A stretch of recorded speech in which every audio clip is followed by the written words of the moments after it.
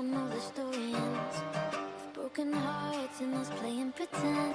Break me down, down. Break me down. Break me down, down. Break me down.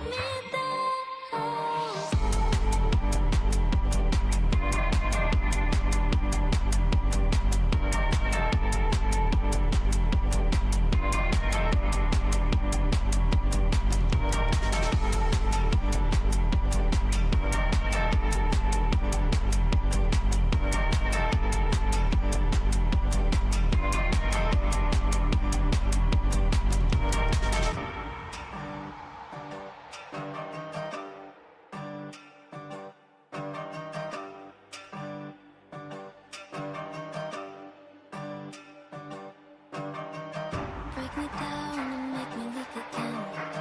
After all, I called you my best friend. And I've been here, I know the story ends with broken hearts and us playing pretend. Break me down, down. Break me down. Break me down, down. Break me down.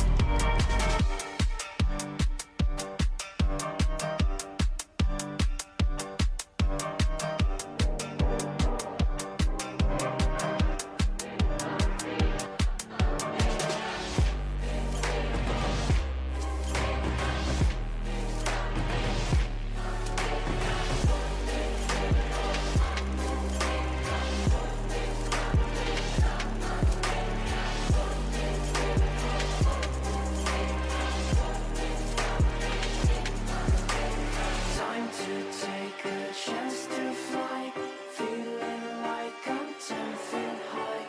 Nightmares call, you can't deny. Better find a place to hide.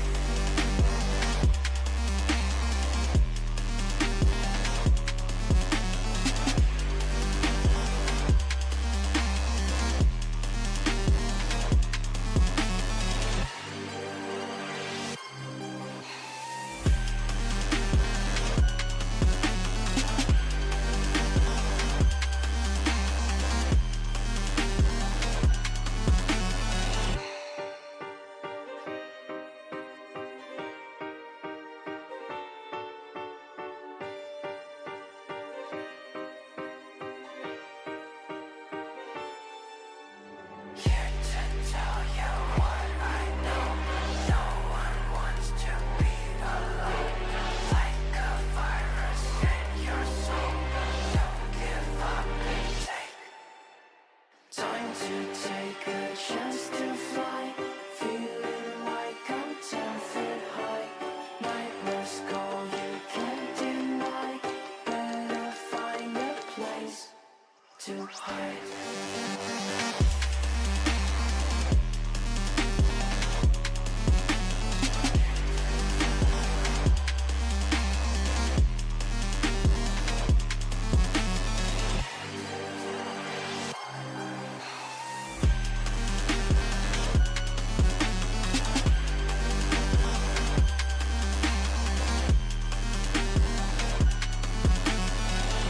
Você quer ser tipo agressivo, ou deixa sua bunda ardendo, ou dá tapa, tapa, tapa, tapa, tapa pra caralho. Tapa, tapa, tapa, tapa, tapa, tapa, tapa, tapa.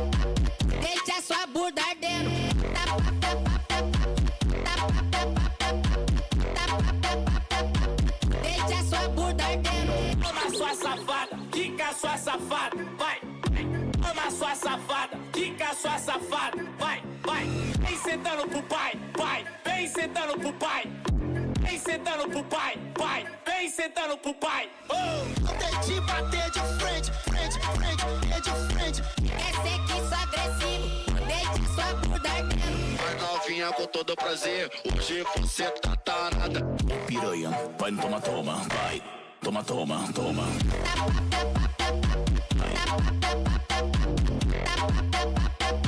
Vai, toma.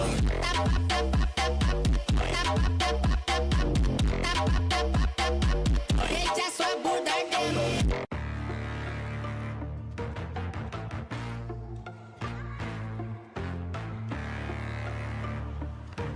Yeah.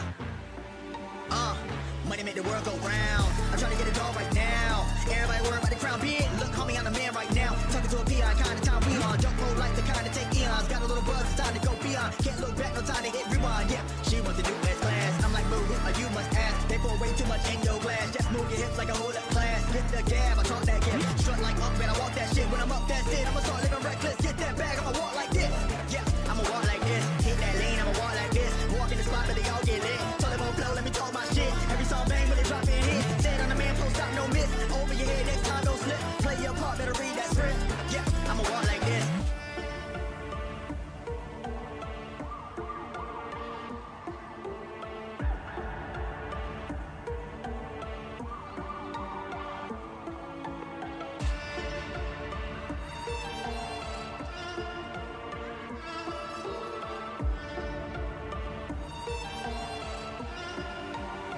Yeah.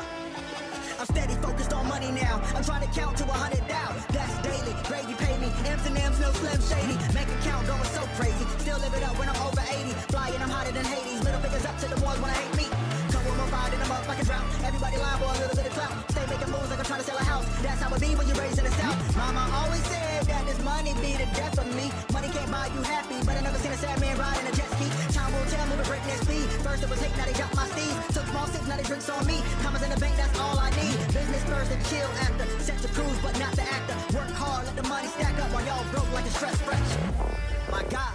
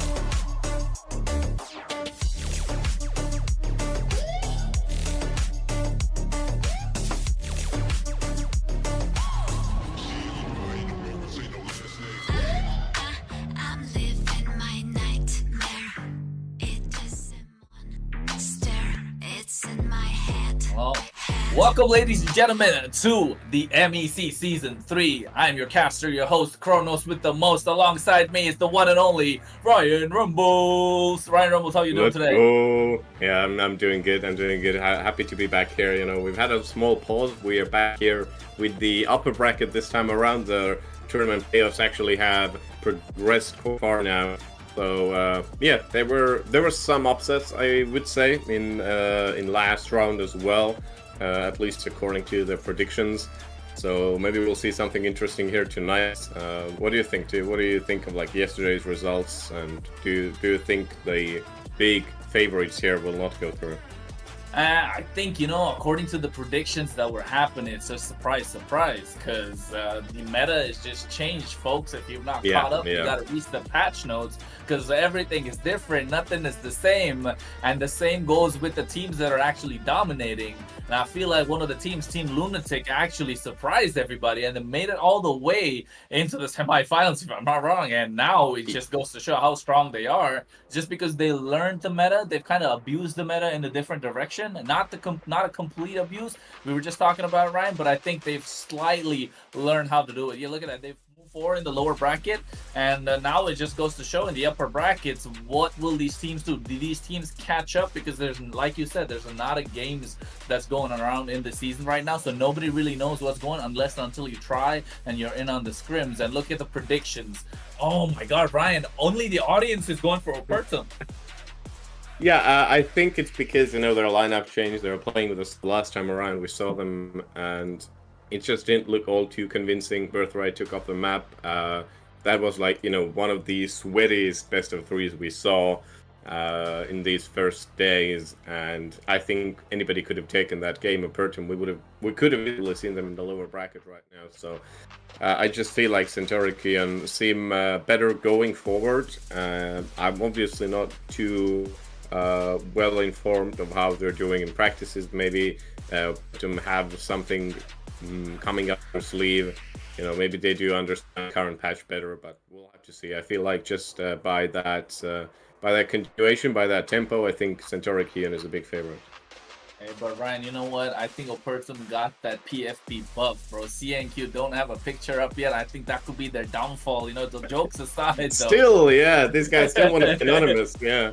Yeah, I mean, it's all right, bro. More power to you, right? At the end of the day, you do what you want. If you want to send your picture up to put it and get your fame, get your 1 minute in YouTube through the MEC server. And make sure, ladies and gentlemen, to like and subscribe, and also follow the Discord while you're at it, because we are straight in the draft, and we see the first ban from Opertum being the Minotaur this time around, and the Fredrin being banned out on the other side. So they don't want to leave any stone unturned. They don't want to, any surprises catching up to them. Even though the meta has changed, they want to stick with what they know. Feels like that's how this direction is going. What do you think, Ryan? Yeah, it is a bit interesting because now Fredrin has been nerfed like 2 times in a row, but he's still like, he's that all-rounder who can do such a good job. It is still wiser to take him off if you don't want to play against him. I'm guessing he doesn't fit into the game plan of Opertum right now. I'm not sure what they're aiming for here yet. Hard to say from these early bans, but one of these heroes who can stack the new Thunderbolt like endlessly, basically, and is going to be a very big threat in the late game.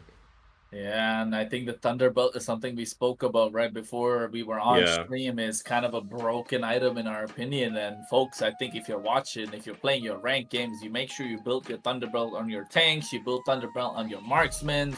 And you never know what might work out for you guys in the end, because it does true damage, it stacks up infinitely. So, and I don't see any downsides to actually building that at this point in time. But for now, they want to take off the Chip, the Roger, the Harriet, rightly so, because these three have been constantly in the meta for like about 3 months now, and we've not seen them come out of the ban section very often. Matilda being taken off the table, yes, it's still a great hero. The Winter Crown kind of thing works with it, but it's a little different. But the Angela being picked upon in the Opertum side, on the blue side, first pick Angela, I think I like that pick, but at the same time, now they give away 2 power picks on the other side. But these power picks can be different just because of the changes in the meta, right? I'm so guessing excited. Yeah, it's interesting to see. Do they want to take the Yuzhong immediately now to just take it away from the Angela? Barrett's as well. There's a Yuzhong. Never want to get it paired out with Angela, so it's just safer this way. Of course, that means you should effectively ban Valentino later on, unless it's going to be one of the top 3 picks of Opertum here. I think they have kind of open hands here. They could go for a jungler immediately. I just have honestly no clue what you want to like try to jungler. They're gonna take away the Valentina as well. I think Opertum are kind of cooked here. Ryan, what are you doing? Have you seen this? Have you seen this game before? Are you from the future? You're predicting too many things. You said the Yu Zhang and the Valentina to pick it up for themselves, unless and until you're a crazy analyst or you got There the is one. crystal ball to look into the future, right? Because at the moment, you look at the other side, they go with the Terizla. The Terizla is still a great EXP laner. The change to the War Axe being made kind of helps him out a little bit more because he doesn't need to build that Bloodlust Axe. Nobody really was building it, but now that added spell vamp helps out a lot, especially in the early phase of the game. And it might go to see how it will change. But look at that Claude being picked up in the gold lane on the other side. Opertum trying to cook something, but looks really kind of meta. So they're, they look kind of sus, just saving it for the end. But here, things could change coming in from Centauri Qeon. But I don't know what it's going to be, Ryan. You're the one with the crystal ball. Let's predict what you got.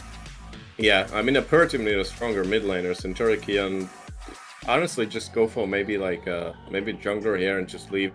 I don't know how much they want to focus on the gold lane, right? Yeah, so do you have something? I feel like gold lane in this current patch is like dropped off in effectiveness. It's not like that big of a priority anymore.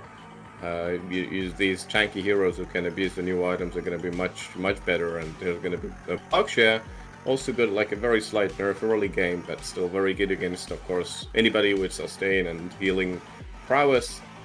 And they can take away some of these junglers now. Yeah, they pick up the Baksha in the jungle for themselves, so now they can lock down these jungle picks and shut it down for the side of Opertum. But the way that the patch has been going, it just leaves too many options open. So I think I'm kind of leaning in the favor of Opertum just because there's too many jungle options right now. There's the Nolan that's doing really great. There's the Link that does even better. Now Fanny is still a great option if they play it in their, if it's up their arsenal and if it's in their arsenal. And then also they got a lot of other picks that they can go into the jungle with. Like the Akai still does kind of great in a way because it's tanky jungler. The Martis is great. The Alpha is great. Yeah, the Alpha gets banned Alpha is banned, yeah. So, I mean, it's a lot of things that they left open. So I think you really can't ban everything out unless, target bans on the side of Centauri towards the jungler of Opertum. But here, if I was Opertum, you start choking down the gold lane, right? Because the gold lane options are limited. Yeah, look at that. They take out the carry. I guess the next is going to be the Moscow.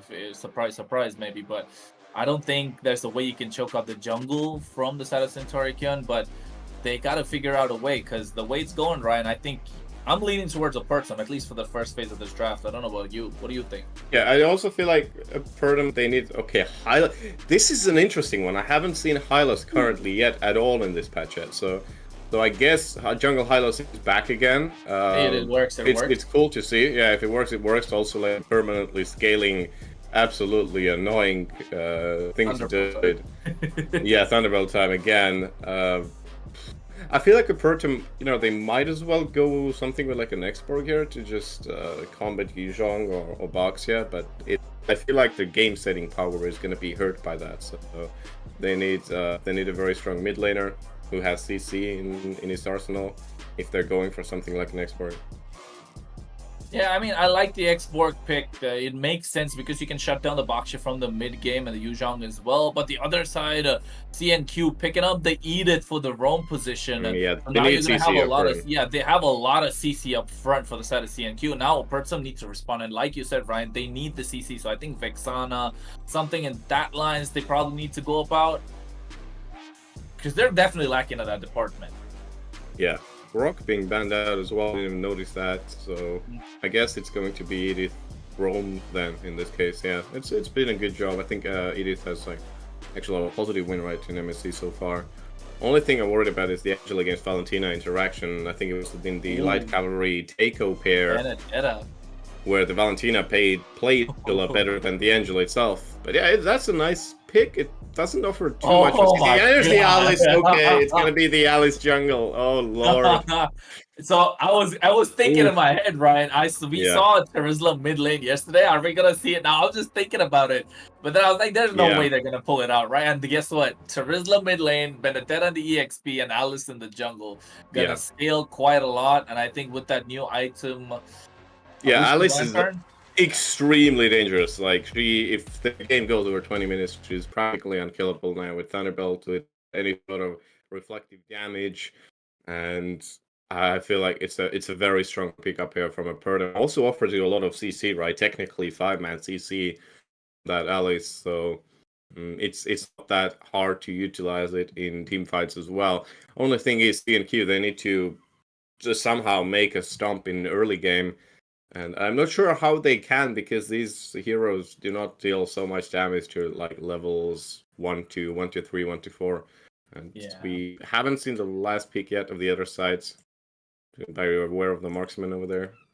Yeah, I mean, you're right when you say they're lacking a little bit until the mid game around level 4 power spike, but you know it's the same on the other side as well. So both teams kind of waiting for that level 4 to make something happen. Apart from the EXP laners, of course, they're trying to get something going for themselves. And in the jungle, you want to see the Baksha have faster rotation with that shield unity just to make sure he is able to scale, he's able to snowball, and that's how Baksha wants to play. And Alice being a jungler that wants to play for the late game. We'll see how it goes, because ladies and gentlemen, we're into the game straight away. Game number 1 in this best of 3 series between Opertum and CNQ in the upper brackets of the MEC Season 3. I am Kronos alongside Ryan Rumbles. We bring you the action today. And look at the goal laner. That is Moskov. Your question is answered, Ryan. Yeah, the Moskov, okay, like you said, it still has its good sides. So maybe the buff doesn't hurt him too much. If you're a skilled Moscow player, I don't think you're going to suffer too much.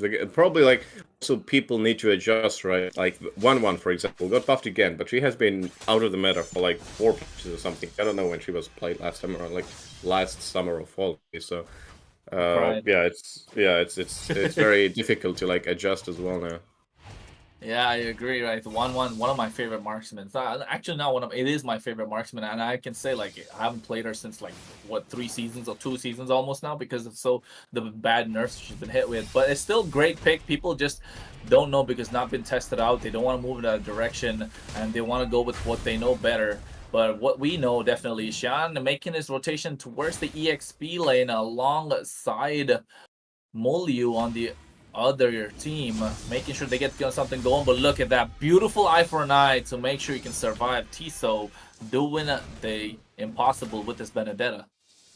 Yeah, that is a lane to keep an eye on, because you know both players playing with Petrify, which is of course expected. But this is going to be like such a skill-based lane, and I hope we're going to see a lot of that, of that brawling in the future. The camera is going to be on it as well. Qeon tries to have a say in this fight a little bit. And a good poke from CNQ. This is what they need early game. Area, both marksmen are very low. This has been a very start to the game here on the goal lane. Yeah, I think more than the battle of the macros, it's battle of the micros that you see. Qeon here going the blood ode on towards the turtle. Molyu just going in and out. And right now, shield unity. Look at that! Along with the big final blow, the Black Dragon comes out, and the Teiko just falls down. An easy turtle, easy pickings for the side of CNQ, and they're just going to start dominating this game, Brian. What a first turtle fight. Yeah, but this is also like a place where Opertum couldn't have done much more, because, you know, early game, the Alice is not going to pop off massively. Ooh, you are going to be standing around. You're trying to punish here, though. Wait, maybe CNQ extending too much here. Oh my god, he's going in, but look at that, they get a kill on towards Qeon again, but the big Spear of Destruction comes out. Teiko, he uses Eye for the Eyes to make sure he doesn't get caught out at that position.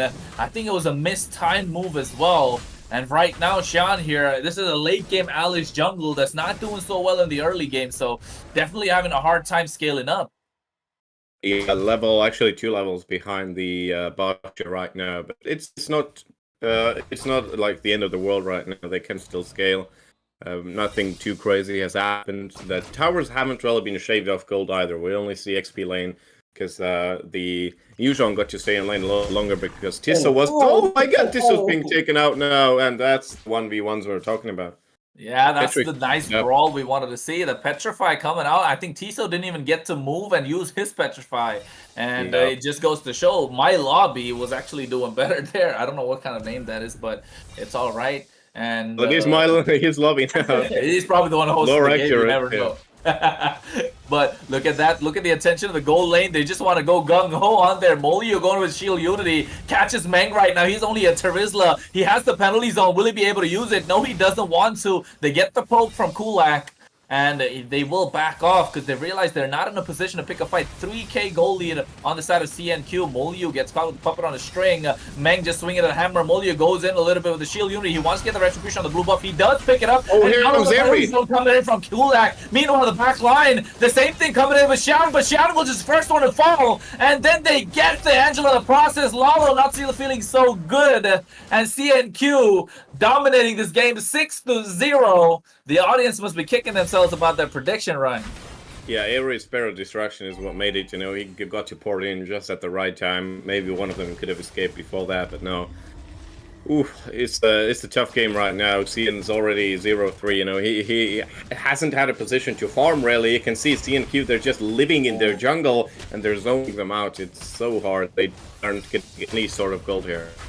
Yeah, look at that. Xian can't really even take his buff. Molyu rightly said, living in the jungle. Look at that. They use the Primal Wrath. The penalty zone comes out. Here comes the Blazing Dude as well, but they chunked him so low. Eri is the one dishing out the free damage, and Molyu still survives. I like the final blow to make sure the dissertation is there. And now they get Tiso, and Tiso still survives though, and gets Molyu.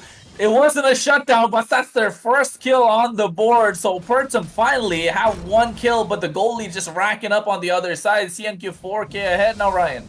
Yeah, Mully as well, who should have some sort of a shutdown already. So that's a good one. Yeah, the 4k goal lead still remains, and need to currently just defend the towers. I'm surprised, you know, that CNQ hasn't really taken anything yet. Here we see little lane swap going on as well too, so now going to the bottom to clear out that wave. Young is much closer to that team fight though. I think Meng is in a big trouble there. Qeon as well. They're just bullying Qeon all day, every day here. He's getting bullied out of the jungle right now. Did he even get the blue buff? No, it was taken away from him. No, he hasn't. So bad. He's been denied it. No, he hasn't. He's been denied it three times, Ryan. He's been denied it 3 times now.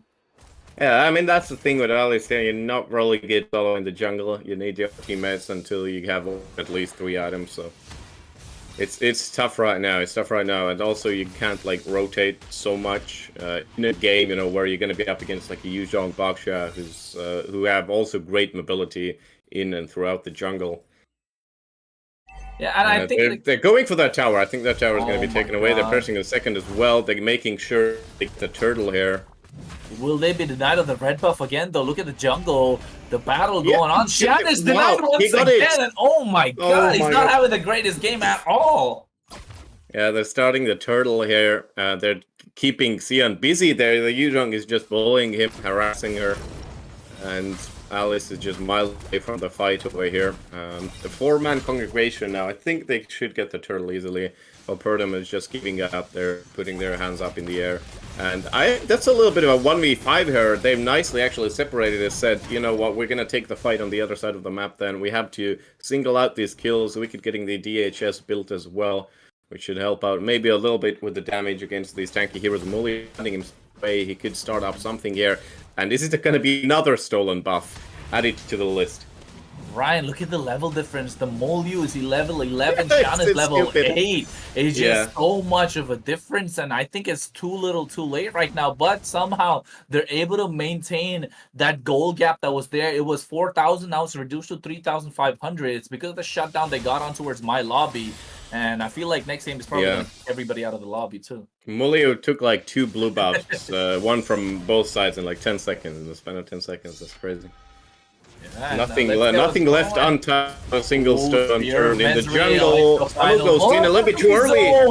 And I think right now Xian is there with the blood as well. Hardguard on towards him, but here Molyu is still able to survive thanks to all the heal that's coming out, but Spear of Destruction is there. Will he be able to teleport? But here comes the Black Dragon. And right now my lobby's going in. He does have the Petrify. He doesn't use it yet. Oh, he didn't have it. No wonder he's not able to pick up that big Petrify knockup. Furies, that combination we love to see. But it was right on time to make sure Molyu survived as well. So what a team fight coming out. And CNQ just barely hanging by a thread there. Yeah, this was just good micro, I think good micro play coming out from the likes of Lolo and Tiso to stay in these fights. And Lolo with the heals as well, really caring for his team. If you don't know, Lolo means Grandma in Pinoy, and he's really taking care of him like a grandma. I didn't know about that. I mean, that's nice and emotional. You know, you have a nice Yeah. emotional touch towards it. So I feel like Lolo right now definitely wanna. You know, not Ryan. Now you got me favoring the blue side. What do you what? But I mean, the way it's been going about CNQ have been a dominant factor, right? They've been dominating ever since the first minute, and right now you can see they're slowly increased the goal lead to 4.3. The Lord is up. Ryan, what do you think is gonna happen? Ooh, I feel like CNQ they have these level leads. They have everybody in position. Even if you compare the XP laners, the Yuzhong is 2 levels ahead. It's just pure stat checking already in play. And look, Qeon is building these items, has dominance ice now. It's still not enough. I don't think he can do much here. Ooh. Tiso is just being ripped apart. Wow, Yeah, off that's a camera, big but statement. Qeon here. Oh, he wanted to go in with the Blood Oath, but he got caught by here. They're trying to catch Mangy's not even allowed to use the penalty zone. Look at that. He was full HP when he started channeling that animation. And by the time he was dead, only then was he able to pull off the penalty zone. And now look at that Blazing Duet coming out from Wicked. He's doing the damage on towards Kulak, but they have enough. Here comes the big Spear of Destruction. Knock up from the Earth Shatter. Onward is there, but look at them melting. Erie's the one picking up the kills. And now they're going on towards Qeon. He's not really having a great game. And they get the mid lane tier 1 turret, while the Lord is going to be marching down the top lane, Ryan, and they're going to push Lolo their might advantage actually even get the further. kill. No, I thought maybe with the puppet on a string he gets to Petrify. get Kulak down. Eri finally. Tiso, good player, but Kulak remains alive. That's just so much going on at the moment, and yeah, Opertum just don't feel like themselves at the moment. As nobody even peels for Wicked, as you can see, he just goes in with the Blazing Duet solo and he tries to do some damage, port out fast, but nobody really helps him out. There's nothing setting that way, and that's a big problem as well, you know. The Qeon as well, he first built that damage item, you know, Clock of Destiny, which also instantly stacks now. Wicked, Black Dragon, I don't know how he's gonna survive. Oh, he was so close. The Heart Guard comes out on time on towards Wicked, but he goes with the BMI. Oh, I thought he was gonna go in for the big Blazing Duet, but he realized he didn't have the attack speed. He didn't have the stacks from the auto thievery, but he was now. Petrified to get a cancel. Look at CC, Wicked. yeah. That's crazy. Yeah. Wicked is really wicked with that one. Playing with fire, Ryan. This is such an interesting game. Such a simple press of the button and everything is taken away from your kit, basically. I mean, Wicked was really lucky that Lola was on with the hard card, otherwise that would have ended really badly over there. And I mean, it's stirring out of control for Opertum. There's gonna be another Lord in a minute. I guess CNQ is a big favorite for that, of course. And they first to get down these towers. Yeah. Be gathering over here. You can see Eri is just a machine gun already. Yeah, he's just dishing out all that damage, you know, so fast, so quick. Level 14 compared to Wicked's level 12. But look at that, Black Dragon form to zone them away. But I think it's used preemptively here. Not really able to get the neutral objective, but meanwhile, in the top lane, they catch Wicked. Erie's the one, BMI with the big heart guard. They still get that in return. And now will they go for the re-engage? Yes, they do. Furious Dive, the knockup from the onward Earth Shatter as well. Primal Rat being used. They get Tiso, and the next one should be Meng to follow. But will they be able to dish out the damage? No, they don't. Meng quite tanky as is a Terizla. But right now, looks like Opertum need to find answers, and they're running out of those because they are marching down the mid lane. Tier 2 should be taken, Brian, and this is easy peasy looking like for CNQ in game number 1. Yeah, absolutely. And I feel like, you know, the Alice never got to scale right. We don't see in these team fights at all. It's looking really rough for them. This has been the most negative game I have seen from Opertum, I think. Ooh. And it's getting worse. Okay, they're testing the ground a little bit here. The Yuzhong, but he gets away. He's actually 5-1-5, you know, he's doing a very good job. Staying alive also surprisingly has the most amount of kills this team. Hey, you know what, 5-1-5, I like. Kulak is the new glowing one, which is really important here against the Alice and other regen heroes as well. Something like the Teiko as well, of course. Yeah, I like that glowing wand because it gets the life drain effect from the formerly known Necklace of Qeon. So definitely working out in their favor. But right now they want to see the big engage. The Lord coming down the top lane, Ryan. They're going for the slow push. The bot lane's the first one to crash, but it looks like they don't want to bite the bullet yet. They're just waiting for the next wave and probably going to get an even push on all 3 lanes. Yeah, exactly. Oof. It's so tough. I feel like the burst is there for CNQ to easily finish this one off now. They just need to get a good engage, and they're going with the usual. It means they want to finish right here. Yeah, Oh, look at Lord. that. Iso gets taken so low thanks to Eerie. Sean can't really do anything. He's getting melted instantly. Qeon. The penalty zone gets 5, but there's not enough damage. As Eerie just goes straight for the base. In this first game of the best of 3 series of the upper brackets, Ryan. What a game number 1. CNQ pick up that victory, and Opertum need to go back to the drawing board because they need to find answers. Otherwise, it's going to be bye-bye towards the lower bracket for them. Yeah, there was just like a shimmer of hope here in like the last second. You know, you saw that okay, they were coming back with the kills, but the most important players weren't taken out, like the Moskov. And yeah, there was just so much damage. Still, the goalie was so insane. CNQ, you could see even the Clock of Destiny gift activated for Qeon, but he was taken out despite that. So even with that health given back, he couldn't stand a chance over there. So. This is a draft difference. Maybe you still have to play something more regular, like we saw here from CNQ. You know, they played something which you would see in the last patch as well, and it worked out perfectly, actually. Yeah, I think they're just sticking to their guns. They don't want to try anything different, and that's what they're looking at. And on the other side, Opertum want to try a different route in the meta. Yes, you played the Alice before as well, but again, it's really a risky draft because you're relying too much for the late game, and if you don't have the early game snowball, and I like how you mentioned it, Ryan, earlier in the game, it's a battle of the micros in the EXP lane, the Yuzhong and the Benedetta. Who's going to get the Petrify first? Is she going to use the Eye for an Eye? When does the Furious dive? So it all came down to those factors, and then the Yuzhong ended up winning because it was his lobby, and then the next thing you know, he started snowballing, right? Yeah. I mean, yeah, and the jungle gap was just unfathomable. I don't know. I can count the amount of buffs Qeon got on one hand. I don't know. I think he got like maybe three of the game. That's it. You know, from like minute 3, they were consistently in their jungle CNQ, and they did everything to start at Alice. So it was so hard to come back from this point already. Alice not a good hero coming off from like a goal deficit. So. Yeah, I guess a big revision is needed. We're already in the second draft, apparently.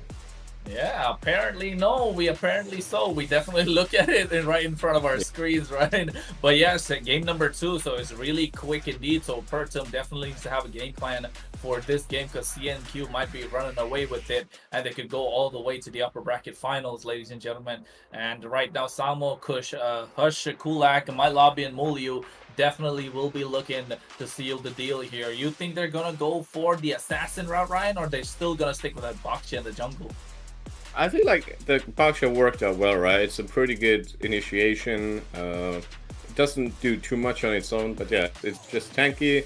The anti-hit was great. I'm guessing they're not gonna take it if they're not gonna see like an Angela or Teresa on the other side, but other than that, it did its job really well. I think like they probably want to play an assassin, yeah.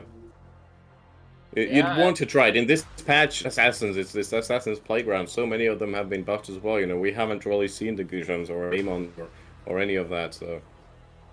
I mean, yeah, and Amon, speaking of Amon, he got such a nasty buff, right? He's so good right now in the jungle. People haven't realized it yet. There are teams that are using them in their scrims in Southeast Asia as well. Some of the teams that are going to be taking part in the MSC. Don't be surprised to see, you know, an Amon in the jungle, a Jawhead in the Roam, you know, Glue in the EXP. Now, these could be popping up soon enough. And ladies and gentlemen, it might be too little too late by the time you realize, because you want to start abusing them in ranks right now, especially Clint in the gold lane as well. Something that's going to be really dominating after pulling that underbelt in the endless battle. Something we spoke about, right, Ryan? Yeah. Angela's taken out here, so they don't want to play it, at least CNQ, so they don't want to deal with it either. That means too much adjusting, probably also show their intention of taking some sort of a different jungle. This could very well lead to be like some sort of a... Okay, but Valentina banned first, and Angela as well. So I feel like this could be very well like a mid-pick first, maybe Novari or something like that. I'm thinking in the lines of like a Faramis, you know? Just pick a Faramis because Faramis is still very strong, yeah. Also really good with the new Clock of Destiny now. And I think, but the box shield worked out so well for them the previous game, so why not just pick it again and run it back? Because you have control in the jungle. But they go for the Fredrin after the nerf hammer. Even he's not bad. He's not like crazy bad per se, but you know he has to hit with the nerf. It's the overwhelming hits, right? It's all with most of the new heroes, right? If you think about like Chip, Fredrin is not exactly very new anymore, but you know, you get my point. I consider like Gacha a new hero even. So yeah, but like they have so much in their kit. You know, you have a knock-up, you have a taunt, you have a crazy regen. They're gonna take away the Vexana only because I think they don't want to pair it with the with the Fredrin. Yeah, it's just nasty. And look at the CC that's there on the other side now. Opertum, they're just racking up on the CC. We saw that coming out from the CNQ the previous game, but here it's just first two picks. You can see a lot of CC, a lot of magic damage, a lot of burst DPS at the same time. But guess what? CNQ sticking with their guns, going for the Yuzhong once again in the EXP lane. It worked out last time. Well, I want to work out this time, especially against an immobile mage like Vexana, where you're a black dragon flying and immune to all sorts of CC. You're already setting yourself up for success in most of these like turtle fights as well. Go Fredrin and the Yuzhong. Probably something more mobile, just on the ground is necessary. So maybe looking at the mage right now, you know, try to get it off. I think mages are really strong at the moment. And like you said, Paramis still does a very good job here. So Paramis wouldn't be actually a very bad third pick. Wow, they're not going for the magic heroes at all right now. They're going for Grok instead. Yeah, they go for the Grok and the full top side, yeah. The jungle, the XP, the Rome is taken away. Okay. I think they want to prioritize on the CC effect and especially set up potential for themselves. So I like that's going to be jungle Carmilla. Be jungle Carmilla. Rome. I mean, they could flex the Edith to the EXP lane, but I don't really see that happening because I prefer Edith in the Rome rather than the EXP. To be honest. It's rather weak against Yuzhong as well. He's gonna lose a lot of health in the early trades. But yeah, Farm is banned now, which is a good one for per. Yeah, and also I think you know how they're picking. It's a lot of physical damage on the left side. It's a lot of magic. Oh yeah. Right. I just want to point that out, and also the fairness with the old picture.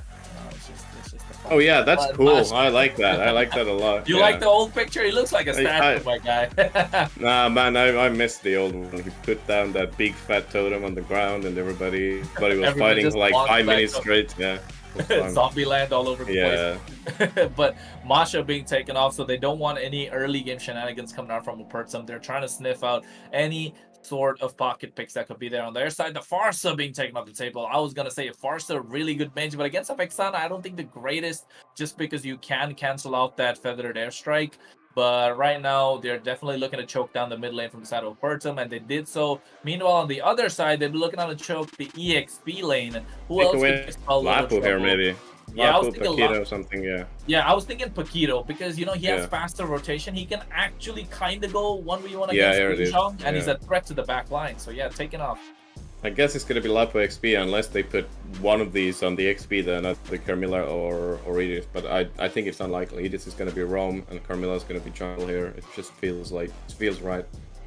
So out of XPs, there's not much left. We could go for like I don't know, Alpha and Flex it around completely.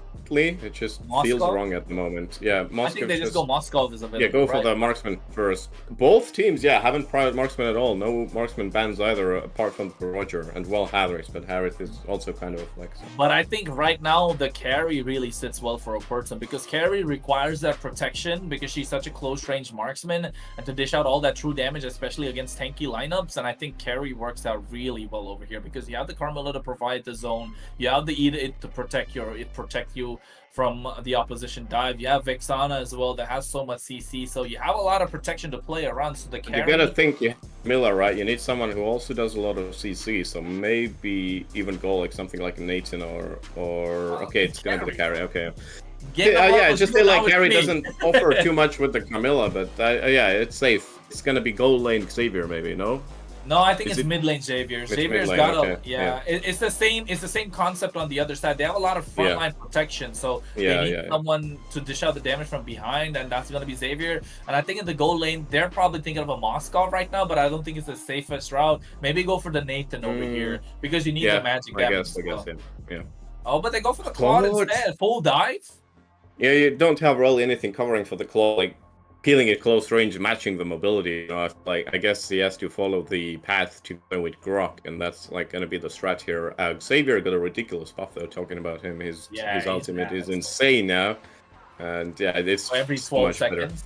Yeah, and like 200 damage more early game, like fucking 1,000 damage later on. It's sorry, but it's just I don't know. I feel like once we see these actual professional leagues starting, we're gonna see him picked a lot, unless he's gonna be like hotfix. Yeah. Oh, the Arlot. Oh. So Yeah, very rare pick actually. I mean, it's not. Yeah, right now it's a rare pick, but by no means is he bad, right? He by no means is he bad. He's a great EXP laner. He's a great roamer. He has a ton of CC setup potential. The final slash is the game changer, basically. So, he can sweep somebody from outside. Is he gonna be XP lane now? Is he gonna be the counter to Yuzhong here? I guess because I think, they have yeah, like three heroes that can flex. Yeah. Yeah, I think he's gonna be Arlot, EXP, Edith, Rome, possibly, and put Carmel in the jungle because I don't see anybody else going to the jungle right now. Yeah, Right? So yeah, Carmel I mean, in the that's jungle true. definitely. So I think Edith in the Rome, just because you have a carry, Edith and carry kind of make like a good composition as well because you go onward, Earth Shatter, and the next thing you know, carry just speedy light wheels and bursts you down. So that's a good combination. Personally, I'm very surprised we haven't seen like assassins. You know, we haven't seen. That's what I'm saying. Like, Fanny Ling. We haven't seen your Julian. You know, we haven't seen even like more normal ones like maybe Alpha. Nolan, or Martis, Nolan, which also Martis, yeah. Martis is really good with the new item actually. Yeah, with the Sky Piercer because of his speed, is going to be insane when he escapes. Yeah. I think teams are just playing it safe because I think they don't want to lose. I think it's come to the point where it's not like they want to win. It's like I feel like they don't want to lose. But you know, it is what it is because right now we're going straight into game number 2 in this best of 3 series in the upper bracket semifinal. CNQ versus Opertum eSports. CNQ have already one game up, match point, and will we see Opertum have that Lalo buff and this time make sure they can get game number 2 to take it all the way to game number 3. I'm your caster Kronos, alongside me Ryan Rumbles. Ryan, what do you think is going to come out the best in this one? Oof, I feel like I really like the draft of Opertum now because of just the aim on as well. It's gonna be played on lane. I think it's the same way Birthright played it against Yuzhong, and they did a very good job. They were leading for the majority of the game, and then they lost that first game only because of like one team fight that they messed up. So that's like very unfortunate. Otherwise, they were very strongly controlling the great game through the Aemon of Mikazuya. So. I feel like they can do the same here. Objective fights could be pretty easy, actually, with the... What am I saying? Have I called him Aemon all the time? Yeah, you called him Aemon the entire time, but it's all right. It's the Arlot indeed. I just realized I was just like, okay, Ryan, how long are you going to take to realize that? But look at that shot, since Tiso gets caught. First one, go towards CNQ once again. That's what happened in game number 1. It's a repeat in this three-peat in this game number 2, and feels like Tiso's definitely not having a great series so far. I mean, a 3-man dive, but it is the turtle spawning side, so it's a good setup. You know, you also are gonna force Tiso to kind of make it up with just farm a little bit, so they need that. But we're being shown a pause screen. Oh, we paused. Okay, I wonder what happened there. Hopefully nothing too crazy. I mean, I think it's because, let's not forget, right, ladies and gentlemen, we paused to make sure none of the teams have an unfair advantage going in towards the game. Because it's the upper bracket semifinals, we want to make sure both the teams have equal and fair advantage, and there's nothing untoward happening on the other side. So if one of the team calls for a pause, the officials for the game will pause the game until unless that matter is fixed. Then moving forward, if you want to read more of these rules, you can check out the rule book. But right now, Ryan, let me tell you about something. It's just lurking above our heads, and I feel like everybody knows it, but but nobody really sees it. It's the MESL Okay. that's coming up, folks. MESL that's yeah, gonna be true. coming to you soon from Mobile Legends Bang Bang Europe Esports. And don't forget to join the Discord and to get more information about it. Or tag one of us, either Ryan Rumbles or Kronos. But I think if you Oh, tag yeah. Ryan Rumbles, he'd respond faster. So I mean, just ping him. Just go to the Discord server and be Yeah. like at Ryan Rumbles the entire time, right? Oh yeah, I live in Discord. Yeah, I live and breathe the MEC Discord. You know what's the difference between MEC and Game of Thrones? What? MEC gets better as the seasons go by. Oh, I like that one, right? That is true. That is true. MEC gets better as the seasons go by. I wasn't here for season 1 and 2, but I did see a couple of videos of you casting Ryan, and my idol at that point. But now look at where I am. I'm here with you, but at the same time, CNQ are there with Opertum, and this turtle soup is what they want right now. And Qeon's here, going for the turtle. Molio just zoning him away, and so is Samo. Look at that Grok just walking around and acting like this jungle is owned by him. They get the Mystic Field onto where Qeon and Lolo, and here goes the turtle in the favor of Team Opertum this time round. But Tiso again not having a great game, being taken out so low, and meanwhile Final Slash even being used. But on the other side of the blue buff, caught in the Mystic Field is Qeon, but they go for the big Curse of Blood onward with the Earth Shadow. The triple knockup is there, but there's not enough damage. Yes, there is. They get the kill on towards Kulak. Meanwhile, Tiso in the bot lane falls as well. And there is a give and take on both sides. So still iffy about who's going to come out on top, right, Ryan? Yeah, I mean, that was a surprisingly and weirdly tense team fight, right? I feel like it wasn't going in CNQ's favor at all early on because Qeon wasn't like in the center. He couldn't steal any of these stats with the Crimson Flowers. He was forced to reposition. Meng was forced to keep distance as well, but it was a good job that they got one kill back. I feel like they're easily in the game now, and it's not such a big deal. They want to threaten the lane right now, but the Grok has already arrived, so the chances are quite slim that they're going to pull anything here, and they've lost a lot of time with this roam as well now. Wicked is taking the jungle creeps instead then, because the lane is a little bit unsafe currently. They haven't seen any information of other Opertum players approach you. You never know when you're going to have the Fredrin already on your back, so... I like and he's arriving now. Yeah. I like what Samo's doing, just providing so much vision, and like you said, Yeah. Fredrin arriving now, Earth Shatter on point from Lalo as well, just to make sure he survives. But look at that, Molio wants to go for Wicked, but they don't have the minions, they can't really dive. And right now, Kulak, they're thirsty for Wicked, aren't they? This is really bad for Wicked as well. I think he's missed like 2 waves Oh, right now. wild Right, he has to get charge. the beetle. Oh, this is going to be they a kill get the for final sure. splash. And they get the big Eternal Guardian, but here comes the Black Dragon towards the back line. My Lobby, is he on time to get the kill? T-Sun gets knocked up with the Petrify, and they get a little, no, they don't. Primal Reaper survive, but he gets taken down. T-Sun will be the next one to fall for sure. And My Lobby having a great series. 3-0-1 so far in that double kill, and now in the opposition jungle, he has the shy since he goes for he steals the blue buff as well. And insult to injury, because CNQ are here to take the game. As the turtle is up, Molio gets it started, Ryan. That's crazy. That's crazy. I didn't expect to see this kind of a setup, but yeah. At early point, it seemed like the Yuzhong was late to the fight, and then, by that time, basically Samo and Molio were looking from the distance, like it's all on you, but they were so low they couldn't really engage any longer. But somehow the Yuzhong pulled off everything in that fight. Final splash! Retribution goes to Molio. Curse of Blood comes out as well. Eternal Guardian being used. My Lobby right now, he gets another kill. How is he doing? This shot is the one to fall this time. Jungler for jungler trade. But My Lobby, oh my god, what a game he's having, Ryan. What a game. 4-0-1 on the Yuzhong. 5 minutes, 20 seconds into the game. Unless this hero is really cracked, or My Lobby is just good with this Yuzhong. Oh, it seems he's good. We saw it in the first game as well, and allowed to play the Yuzhong again is really conducting the game at the moment. Lolo gets some knock-up area, he's coming back to the lane. They might be outnumbered here, but looks like the mid laners both are roaming over to the gold lane right now.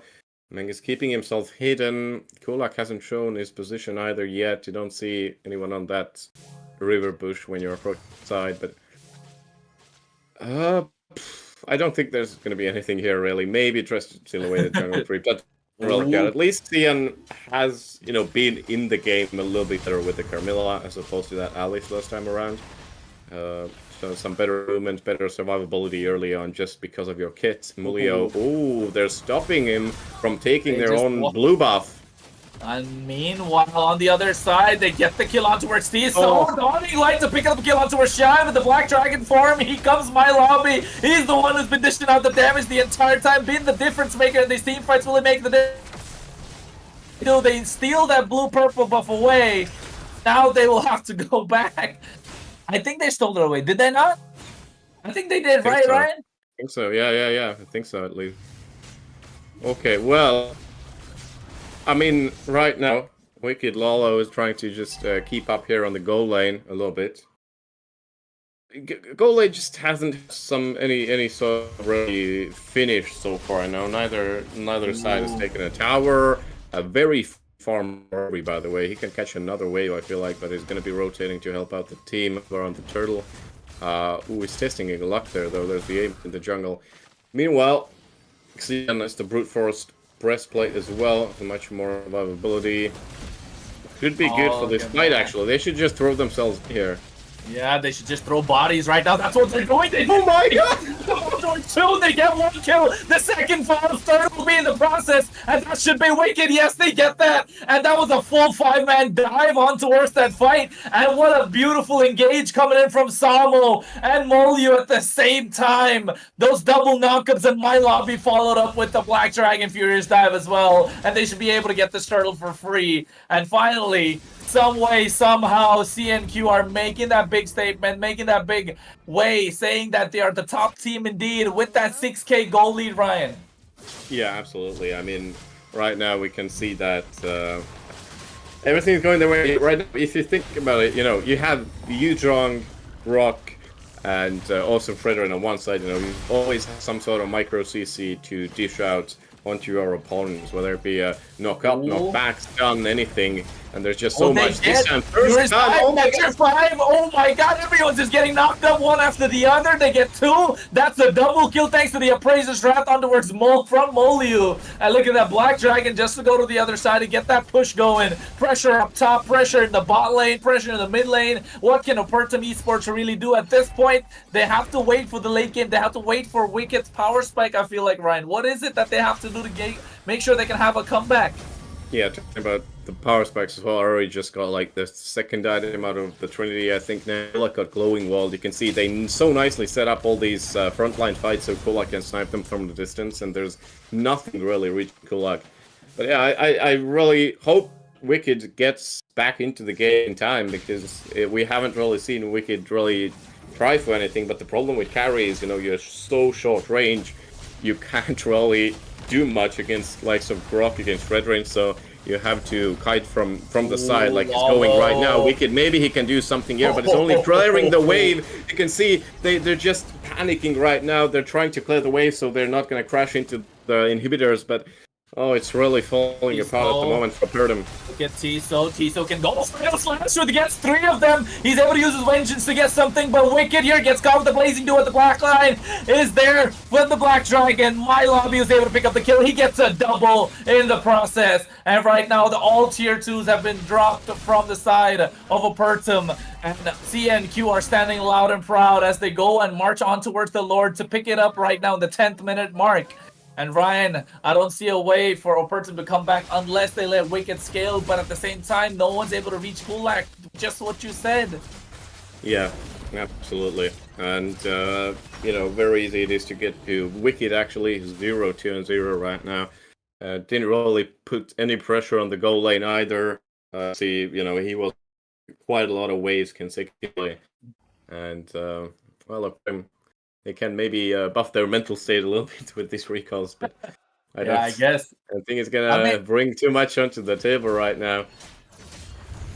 Yeah, I think it's now they're just waiting. They're not clearing out the waves so that they don't get too much pressure. They're just stacking up the minion waves on their end to make sure the Lord comes in faster, so they don't have to deal with another empowered, Lord-empowered Wicked only now gets Demon Hunters. So that is really late, and it's minute 11.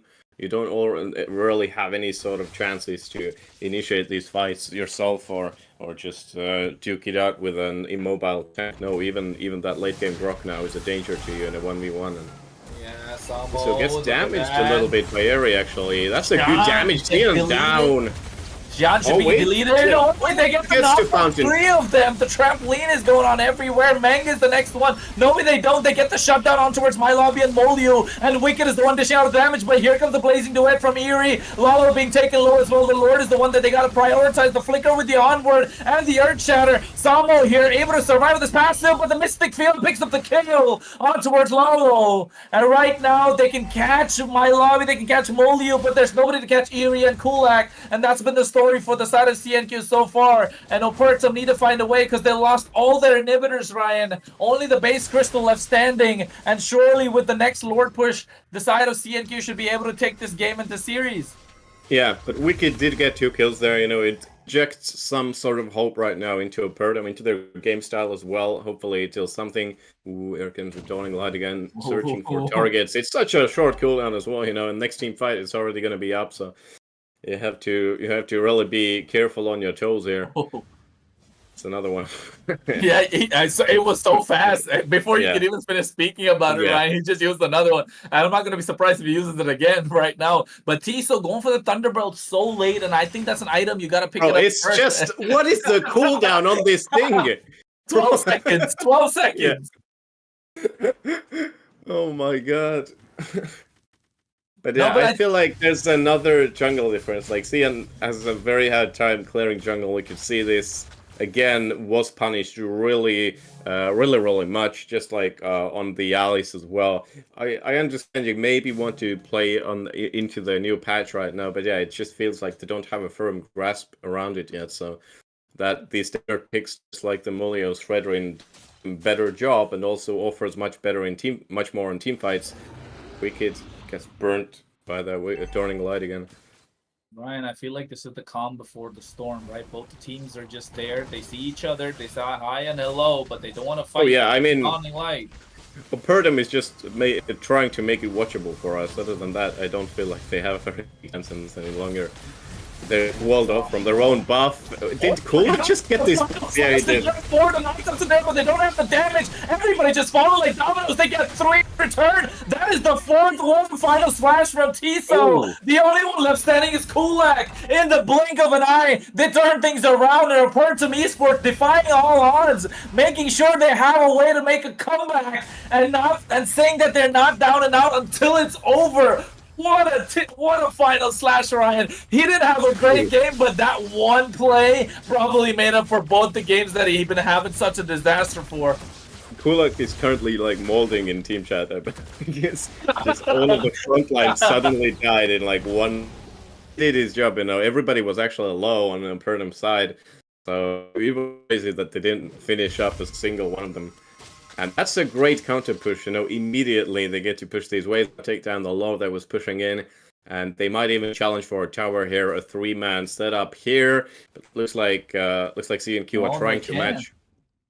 They can't even push. Tough. Yeah, they can't push. They can't push. Samo there already. Unfortunate.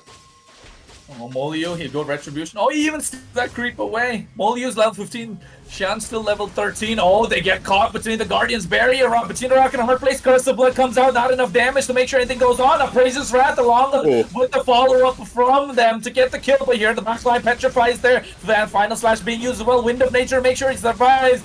And here he goes with the blazing duet, but he gets melted down. But at the same time, everyone falls, and the one to fall is Wicked. Lalo Immortality is popped, and here 4 left standing against 3. The minion waves are marching all down in the base. Will they be able to end Tiso here? He used the final slash. Will he get the kill? No, they don't. They're down. Yes, they do on towards My Lobby. And right now, Molyu able to survive. Dawning Light being used as well. Woo, yeah, but Tiso. I think oh my god. They can't reset, yeah. So one thing that like popped out to me was Eri, you know, pushing through everybody. What he wanted to do was just get down Wicked. He was absolutely focused on Wicked, and he did do it.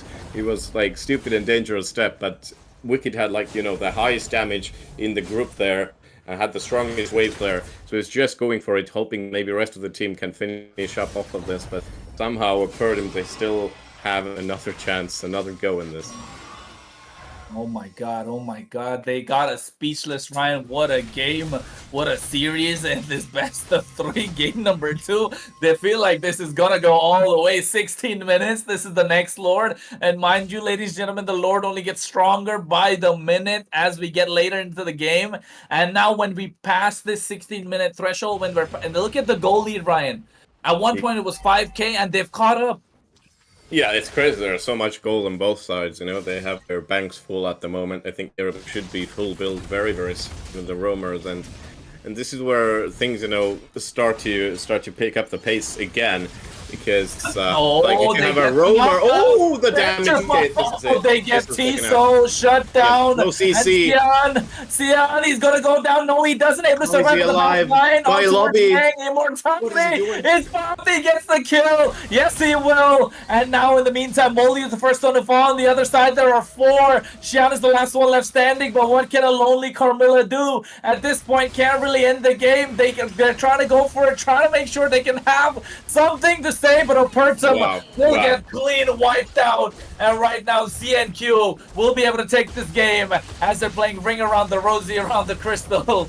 And Ryan, what a way to make a comeback after that comeback. When I made the prediction like 2-1 for CNQ, I didn't think that it would end in such a manner. You know, I had respect for Opertum, I still have, but that was a very confident and very nice way to end the game. I mean, this sets the pace in the whole tournament. This shows that you're here for the glory, and I feel like CNQ, they're definitely big title contenders now, and it's up for the other teams to prove them and prove us wrong. Yeah, I mean, what a game! Like, I'm speechless. Every time we thought it was gonna end, Tiso just Ryan, we saw Tiso. He had a terrible game number 1. Terrible early game number 2. He made that mid lane final slashes, and look at the stats, Ryan. You can check it out yourself. What do you gotta say? Something different you see? I mean, not much. Yeah, it's same old, right? It was basically Qeon being in jungle, build full tank, didn't get the build working early enough. I think the first full item he got was the brute force blade, which did not help in the team fights at all.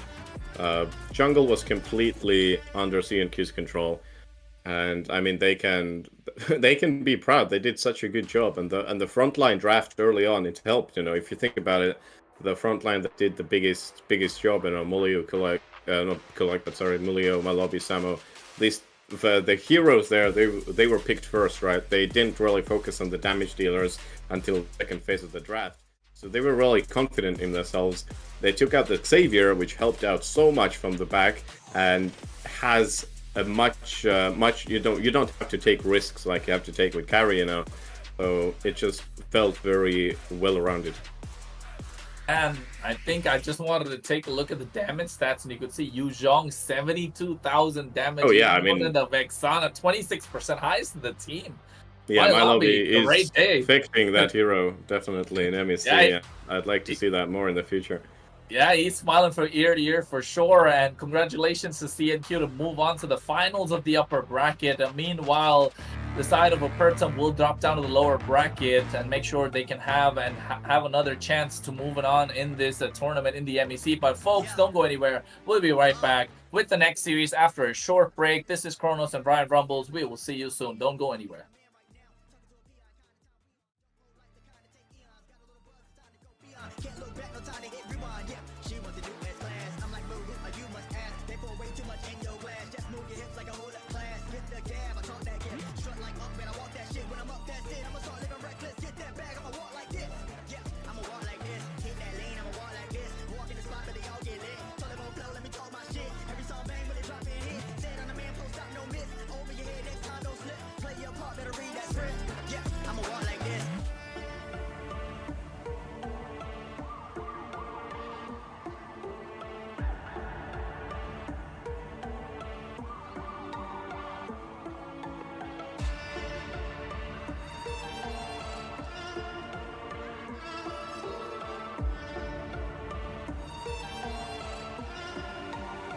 Yeah, I'm steady focused on money now. I'm trying to count to 100 down. That's daily. Brady pay me. M's and M's, no Slim Shady. Make account going so crazy. Still live it up when I'm over 80. Flying, I'm hotter than Hades.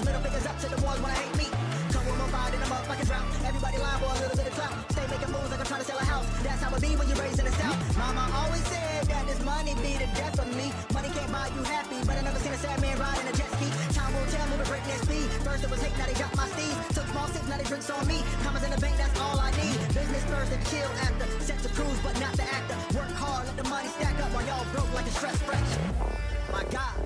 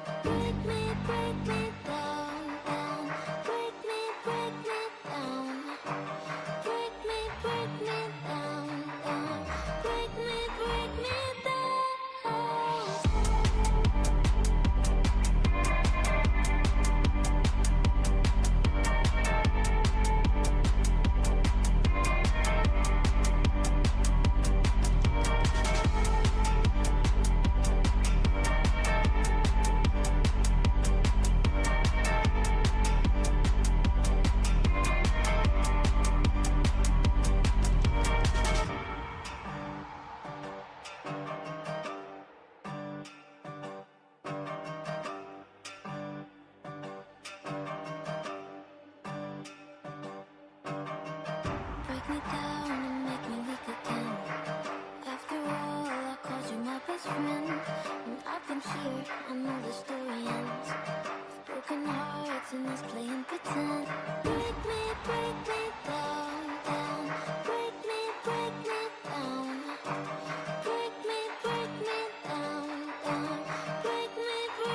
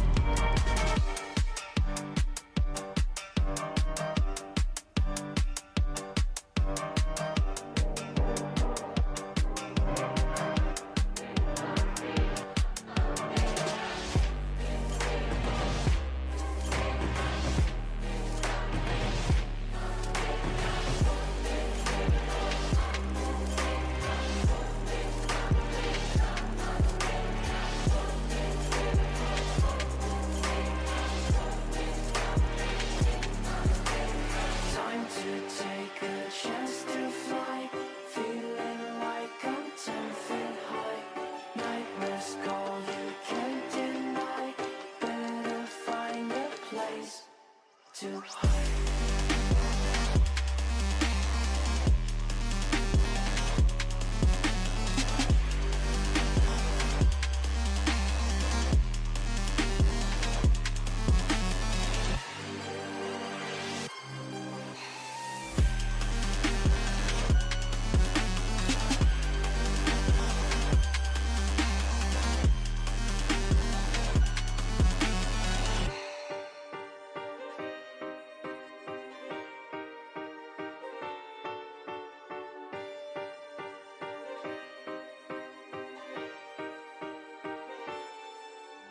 Here to tell you what I know. No one wants to be alone. Like a virus in your soul. Don't give up and take time to take a chance to fly. Feeling like I'm 10 feet high. Nightmares call, you can't deny. Better find a place to hide.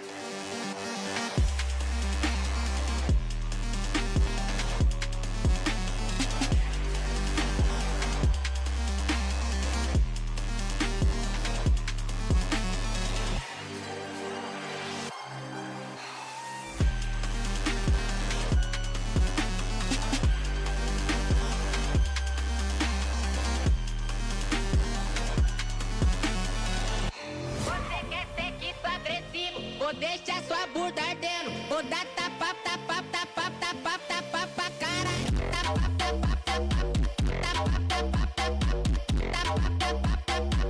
Deixa sua bunda ardendo.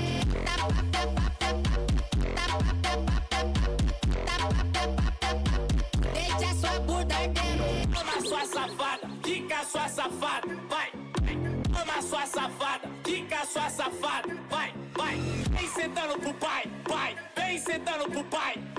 Vem sentando pro pai, vem sentando pro pai. Não tente bater de frente, é de frente. Quer ser que sou agressivo, deixa sua bunda ardendo. Vai novinha com todo prazer, hoje você tá tarada.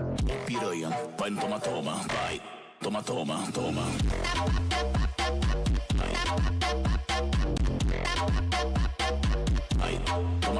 toma.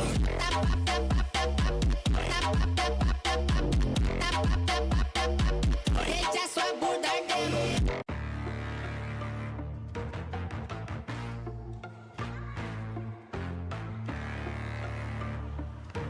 Yeah. Money make the world go round. I'm trying to get it all right now. Everybody worry about the crown big. Look, homie, I'm the man right now. Talking to a PI, kind of time we on. Jump roll like the kind of take eons. Got a little buzz, it's time to go beyond. Can't look back, no time to hit rewind. Yeah, she wants the new S-Class. I'm like, boo, you must ask. They pour way too much in your glass. Just move your hips like a hold up class. Hit the gab, I talk that gap. Strut like up, man, I walk that shit. When I'm up, that's it. I'ma start living reckless. Get that bag, I'ma walk like this. Yeah, I'ma walk like this. Hit that lane, I'ma walk like this. Walk in the spot, but they all get lit. Tell them on flow, let me talk my shit. Every song bang, when they drop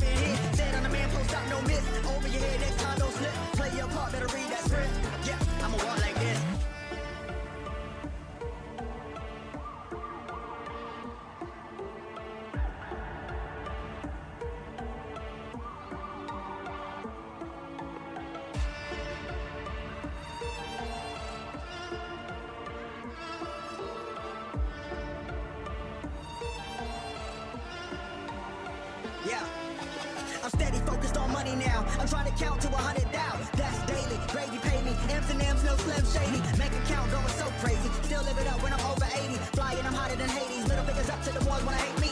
Come with my ride and I'm up like a drought. Everybody lying for a little bit of clout. Stay making moves like I'm trying to sell a house. That's how it be when you're raised in the South. Mama always said that this money be the death of me. Money can't buy you happy, but I never seen a sad man ride in a jet ski. Time will tell, moving breakneck speed. First it was hate, now they got my steez. Took small sips, now they drinks on me. Commas in the bank, that's all I need. Business first and chill after. Set to cruise, but not the actor. Work hard, let the money stack up while y'all broke like a stress fracture. My God.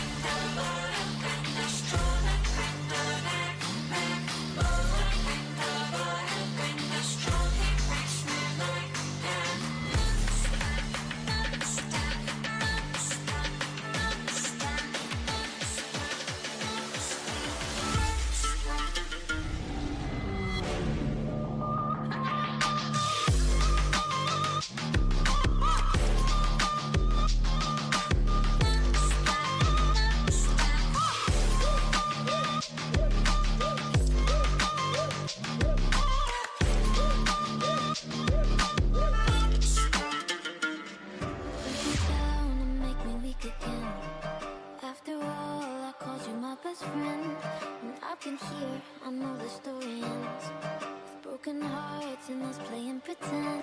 Break me down, down. Break me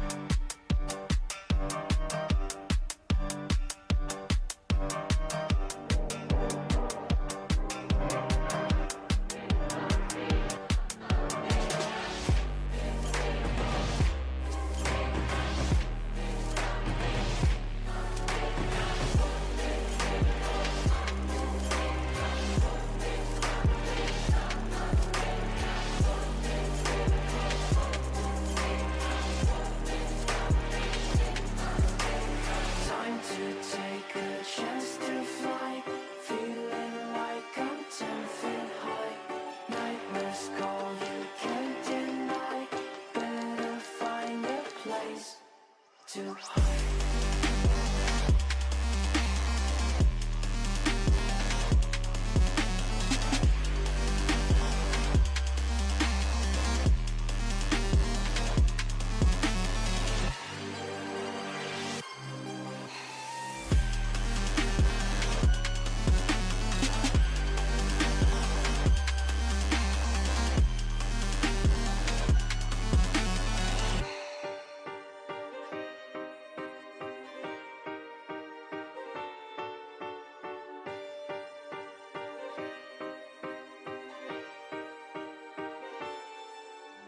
Here to tell you what I know.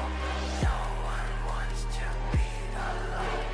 Like a virus in your soul. Don't give up and take time to take a chance to fly.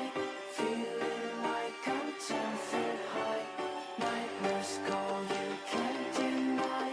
Better find a place to hide.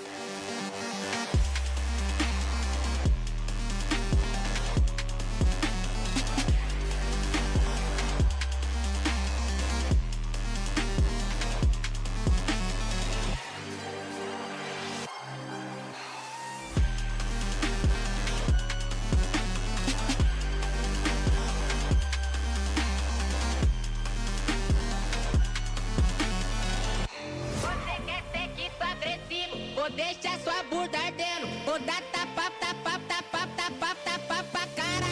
Tapa, tapa, tapa, tapa, tapa, tapa, tapa, deixa sua bunda ardendo. Tapa, tapa, tapa, tapa, tapa, deixa sua bunda ardendo. Toma sua safada, quica sua safada, vai. Toma sua safada, quica sua safada, vai, vai. Vem sentando pro pai, pai. Vem sentando pro pai. Vem sentando pro pai, pai. Vem sentando pro pai. Até de bater de frente, frente, frente, é de frente. Quer ser que sou agressivo, deixa sua bunda ardendo. Vai novinha com todo prazer, hoje você tá tarada. Ô piranha, vai no toma, toma, vai. Toma, toma, toma.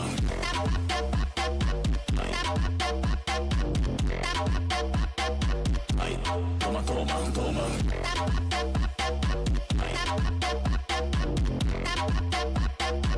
Deixa sua bunda ardendo.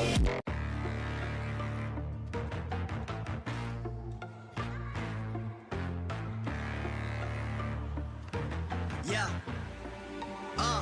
Money make the world go round. I'm trying to get it all right now. Everybody worry about the crown being. Look, homie, I'm the man right now. Talking to a peon, kind of time we on. Don't roll like the kind of take eons. Got a little buzz, it's time to go beyond. Can't look back, no time to hit rewind. Yeah, she wants to do S class. I'm like, boo, you must ask. They pour way too much in your glass. Just move your hips like a whole up class. Hit the gab, I talk that gap. Strut like up, and I walk that shit. When I'm up, that's it. I'ma start living reckless. Get that bag, I'ma walk like this. Yeah, I'ma walk like this. Hit that lane, I'ma walk like this. Walk in the spot, but they all get lit. Tell them on flow, let me talk my shit. Every song bang, but they drop in hit. Say it on the man, post stop, no miss. Over your head, next time, don't slip. Play your part, better read that script. Yeah, I'ma walk like this.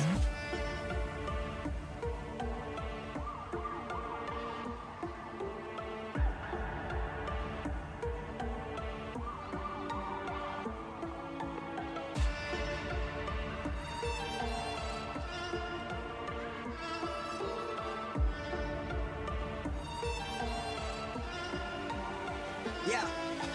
I'm steady focused on money now. I'm trying to count to 100 down. That's daily. Brady pay me. M's and M's, no Slim Shady. Bank account going so crazy. Still live it up when I'm over 80. Flying, I'm hotter than Hades. Middle fingers up to the ones when I hate me. Come with my vibe and I'm up like a drought. Everybody lying for a little bit of clout. Stay making moves like I'm trying to sell a house. That's how it be when you're raised in the South. Mama always said that this money be the death of me. Money can't buy you happy, but I never seen a sad man riding a jet ski. Time will tell, moving breakneck speed. First it was hate, now they got my steez. Took small sips, now they drinks on me. Commas in the bank, that's all I need. Business first and chill after. Set to cruise, but not the actor. Work hard, let the money stack up while y'all broke like a stress fracture. My God.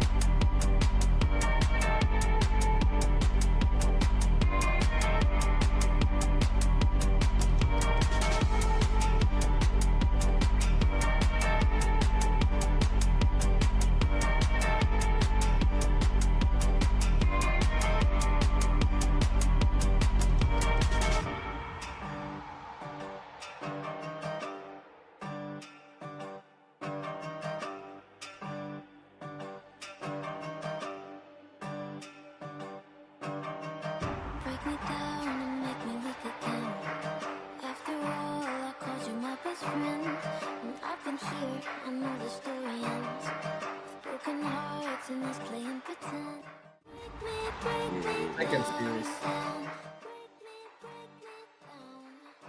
Ryan, take it away. Okay, hello and welcome back everybody to the MEC Season 3. We are here with the upper bracket, and the second series of tonight, actually Method Black against Teiko. The first game was a bit anticlimactic, I guess. We didn't expect Opertum to concede so easily. It's a 2-0 victory there for Centauri Qeon. They are in the upper bracket final. And I believe Opertum is meeting Team Lunatic in the lower bracket game then. Let's focus on this one. This is an interesting one because, you know, Teiko surprised people with the victory against Light Cavalry already. Obviously, the European scene don't know much about them at the moment. And then, you know, we have on the other side, we have Method Black, a super experienced and much strained squad. So this is going to be a very interesting face-off. Yeah, interesting indeed, because I think, you know, it still feels like the meta is open. People are still trying something, and some people want to play it safe. The ones who are playing safe are winning, but at the same time, the ones who were trying yesterday won, so not really sure which side it's going toward. I guess it's all up to luck, you know, just flip a coin and decide what you want to do. But at the same time, I feel like there are things that still work, like the Yu Zhong and the EXP is amazing. The Terizla is still great. The Bakshi in the jungle does well. Yes, there's changes in the mid lane. There's changes in the gold lane. So definitely teams will be looking to go into where... I mean, gold lane is still kind of the same. Rome is still kind of the same. So it's still up in the air, but I think that's what it comes down to, like, at the end of the day, right? Yeah, exactly. There are some things I'm definitely interested about here. For example, like Method Black, you know, having Paxi, who is a very his signature hero is Cho, for example. Cho also received a very big buff just recently. Jeet Kune Do can dash through bigger walls now. He has to travel across less distance to get the enhanced basic attack, plus the enhanced basic attack now takes off physical defense from the enemies up to, like, I don't know, like 70, 80 even in late game, which is crazy. So he could be a very good roam pick, and I love if people would try testing that. Yeah, and it all comes down to how it will work. Are they willing to take the risk? Because I like the Cho. We like the Cho. Yes, you can use the Jeet Kune Do to dash through bigger and thicker walls, but at the same time, the Way of the Dragon range has gotten a little shorter. Oh, yeah. But they buffed up his damage. So give and take. I think they've given more than take this time from Cho. After, what, 23 seasons of nerfs? We've been saying, what, 32 seasons? 33 seasons? What season are we right now? Like, he's been going through nerfs, like, ever since... Yeah, it's 33, actually, yeah. So it came as a surprise to me as well. Yeah, 33 seasons of nerfs, and finally, Cho got a slight buff, I would say. It's not even a nerf. So I guess it's good for him, and all the Cho players are definitely celebrating. But bro, the YouTube will be flooded by the Cho outplay videos now. It's actually a mistake. Imagine Winter Crown, you know, now Winter Crown and that. Yeah, it's a lot of freestyle, and I don't want to be on the other, other end of it for sure. I know you wouldn't want to be on the right. Imagine somebody uses the Way of the Dragon, Winter Crown in the air, and then emotes. Oh my god, that's just nasty. Yeah, and you don't want to see that happen while they go through that thick wall in between that tri-bush with the gold trap. Yeah.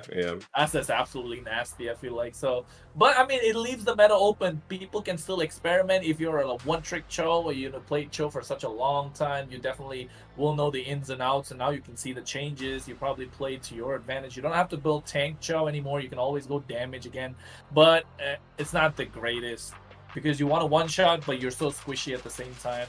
I mean, enough of Cho already, right? Let's talk about, like, the Bane that got a buff. There's also... Who else got Bane's buff even? I think I completely missed that. Wait, hold on.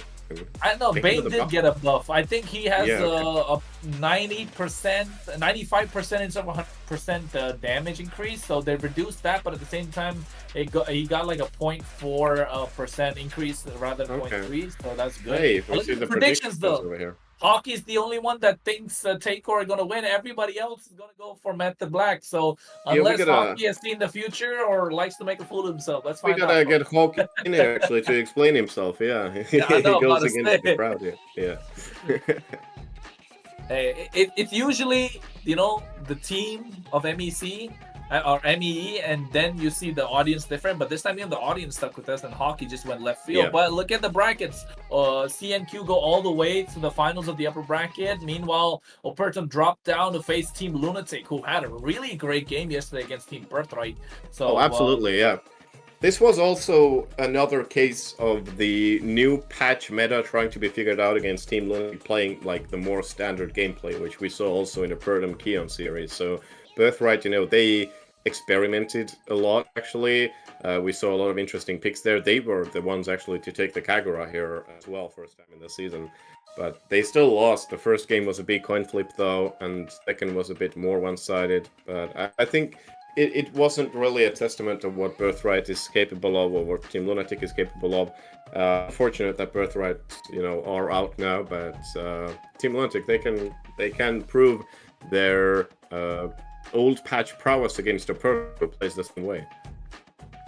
Yeah, and I think that's the surprise factor, right? And I still feel like the Leomord jungle that they pulled off yesterday. Oh yeah, that is one of the newer things that they played. Yeah. It still works. I think Leomord is a pocket pick. Yes, you can't run it all the time because it can be countered.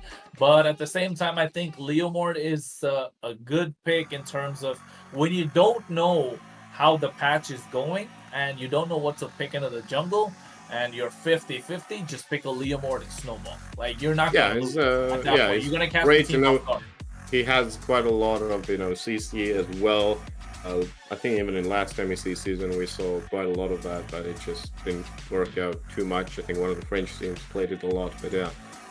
He's good, like you said. He's more scaling, of course, now, especially maybe scales a bit faster because he also got a buff thanks to the crit scaling again, so he can come online a little bit faster, even challenge the actual assassins. Yeah, so, the assassins are the king of the jungle right now. I think we can agree. But compared to the previous patch, the tanks were, so I don't know where it's going. We saw Hylos ban the previous series, Ryan, so I think Hylos is kind of viable in the jungle because of the Clock of Destiny buff, and he kind of gets that extra gift goal, the gift HP and the mana at the same time. So assassins are great coming back, but it's so hard to kick the tanks out of the jungle, right? Because at the end of the day, if the tanks are even slightly viable, the tanks are going to take over because they're just so beefy and they can dish out damage and they can fight the neutral objectives even better. You have an extra set potential.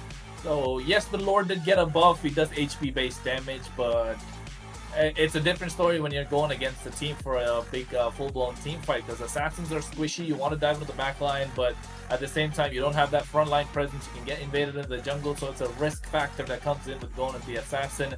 But at the same time, if you pick up snowball jungler like a Nolan or a Fanny, if you're able to get those early kills, you might just end up winning the entire game.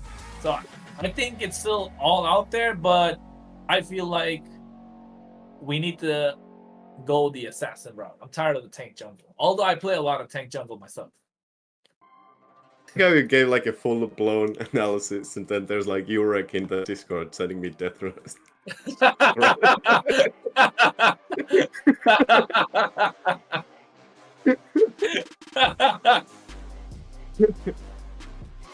No, I didn't know actually that as I pulled this prank off, though. Like, I didn't actually know that he would do it, bro.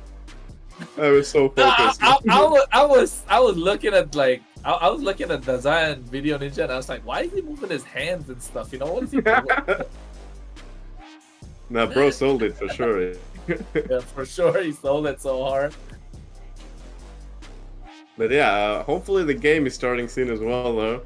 We understood that there is a lobby available.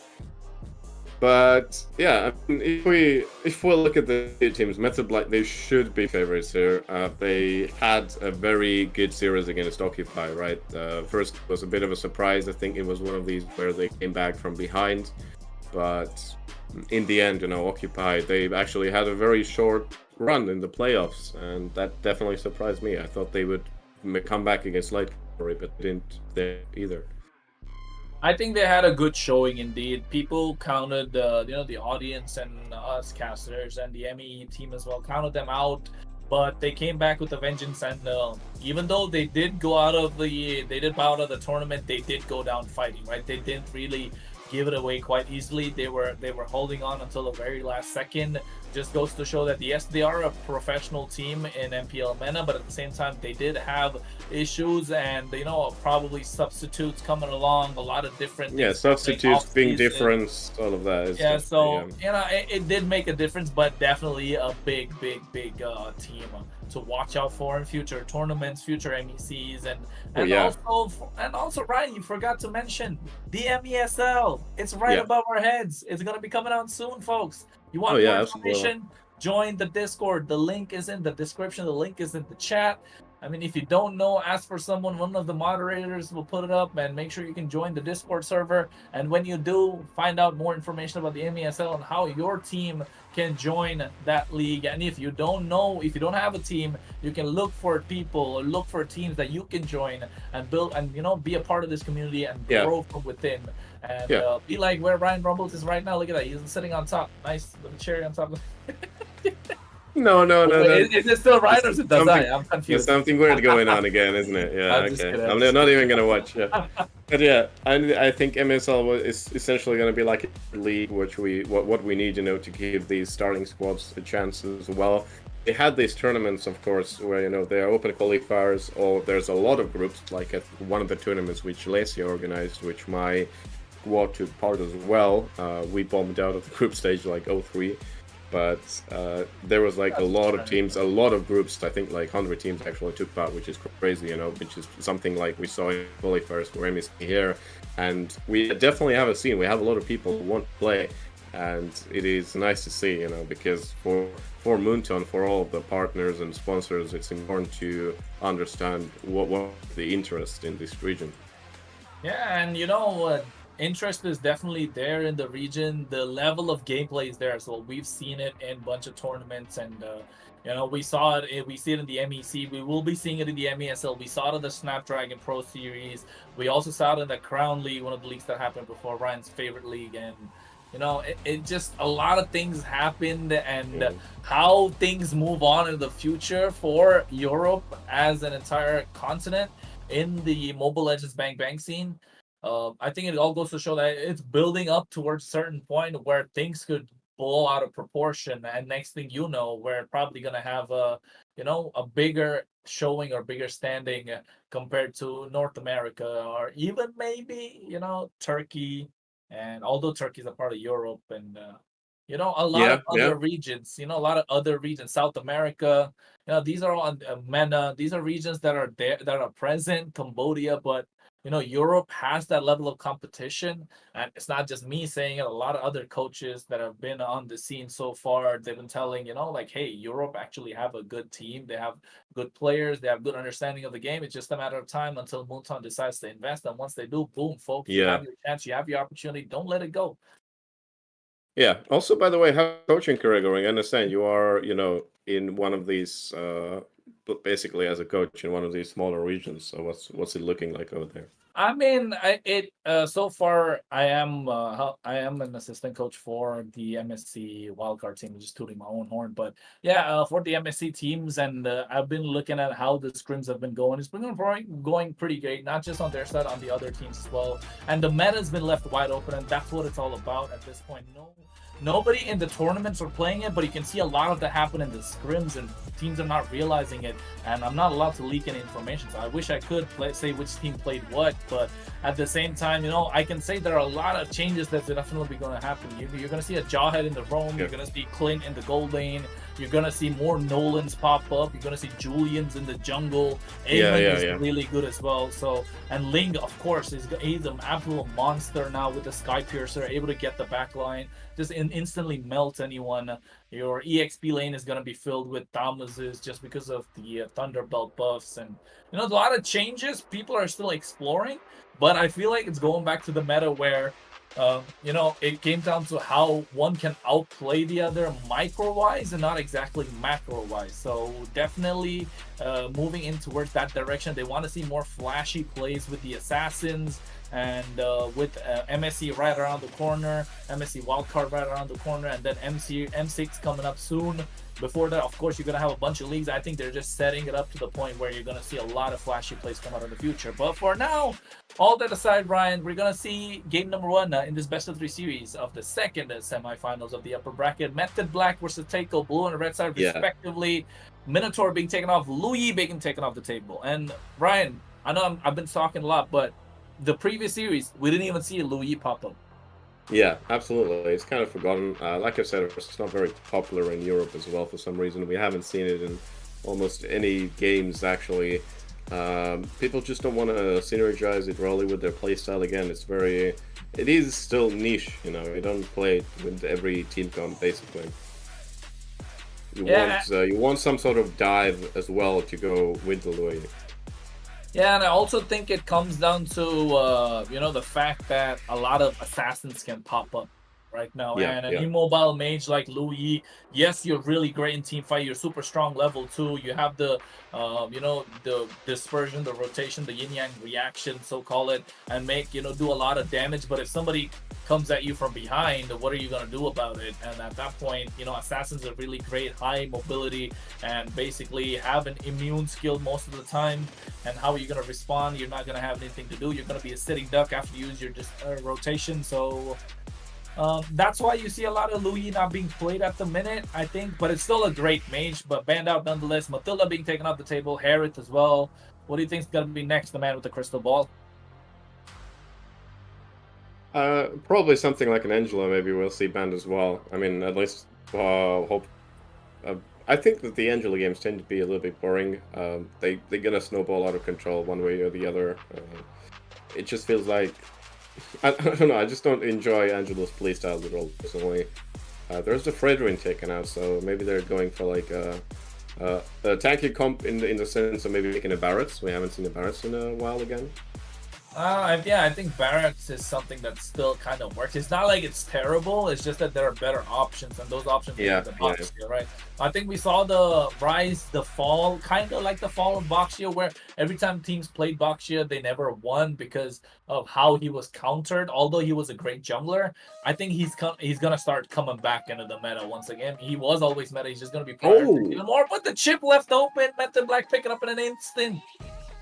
This is like one of the few times where I've seen it at MEC. It did appear yesterday in the Birthright series as well. I think Birthright themselves played it actually. It's it's not a priority ban for Europe because there's not a lot of people who play it. And you have something just coming out of the sleeve, so that's going for Paxi, I assume, at least. You can play it in XP lane, but I don't think that's going to be the case here. Yeah, and I think right now they are looking. They go for the Xavier really early. So the Yuzhong is still being left up unless they want to pick it up for themselves. I do like a Yuzhong all the time, but they go for the Terizla. I was going to say if not Yuzhong, Terizla, but now you leave this Xavier wide open. And if the opposition, Method Black, pick up a Yuzhong, we already saw what Yuzhong can do in the series, in the first series, in the hands of my lobby. Oh my god, he was an absolute monster. MVP for the series, I think, Ryan. Forgot to mention that as well. But yeah, shout out to you, my guy. You did the amazing Yuzhong. And hopefully we get to see one more like that in this series as well. So just because I rooted for, my prediction was Method Black, I'm gonna make sure they kind of get a little bit off my good side. But not by no means is Teiko bad though. Teiko amazing still. Yeah, absolutely. no favorites. Not playing favorites. They're taking a lot of time with this, and they didn't go for the Yuzhong. They can't really give it away. Yeah. I guess they thought about like taking something like an X4 Gully or like a Thanos, but it's not. Just still going for the meta, yeah. I hate that guy with a passion, Moscow. I'm sorry. Just because of your last game you played on stream and really molding it. Personal vendetta. But I think Moscow in general is a great marksman still. He is, yes, he got hit with the Nerf hammer, but that doesn't mean he's not broken. He is still broken. He has a lot of attack speed. He can scale really well in the late game. He has the ability to move around the map with that Spear of Destruction. He's got immense CC that stays for a long time, and you can chain it on towards a lot of people as well. So with the Spear of Misery, so definitely a top tier marksman, if not the best, one of the best marksmen in the game currently. Without the Roger, without the Harriet, so that's the next pick you would go for. But now you're gonna pick up the Grok.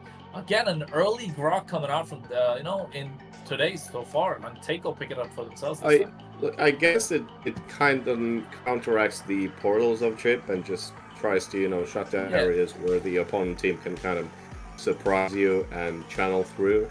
The Angela Pan comes in, it's a bit late for that, but I don't think either side is gonna would have picked it anyways anymore. I guess for Method Black you're gonna be looking at mid laners right now, of course. Something that matches the damage and distance of Xavier, so probably like an Avaria. Would be decent, but I think with Chip you would need something that like fights face to face. So I don't know. I would like take even something like Lunox here. X4 is being banned out. Okay, I guess just because of the Terizla Grok. Yeah, it makes sense to X4 to be banned as well. True. It does. And I like the Clint being banned out because I think they realize Clint's really strong right now. For those of you who don't know, folks, that man deals half HP damage with his quick draw. Level 1 in the game. Like, if that's not broken, I don't know what to tell you. Then you have infinite scaling with the defenses from the Thunderbolt. He does true damage. You add that with Endless Battle. You do more true damage. Sky Piercer, more true damage. You have Malefic Gun. You have even more range. So what else can we say? But on the other side, they ban out the Nathan as well. And now the gold lane being choked down. This is again the scenario where you're forced to take carry, right? This is actually a place where you don't want to take carry because you have you're against 3 mobile heroes already. You're gonna have a very hard time against most of them in lane, and you're gonna scale for like 15 minutes. And I feel like they're discussing, are we gonna take something else? Are we gonna play for very distinct front and back line? Maybe something like an Ixia here even.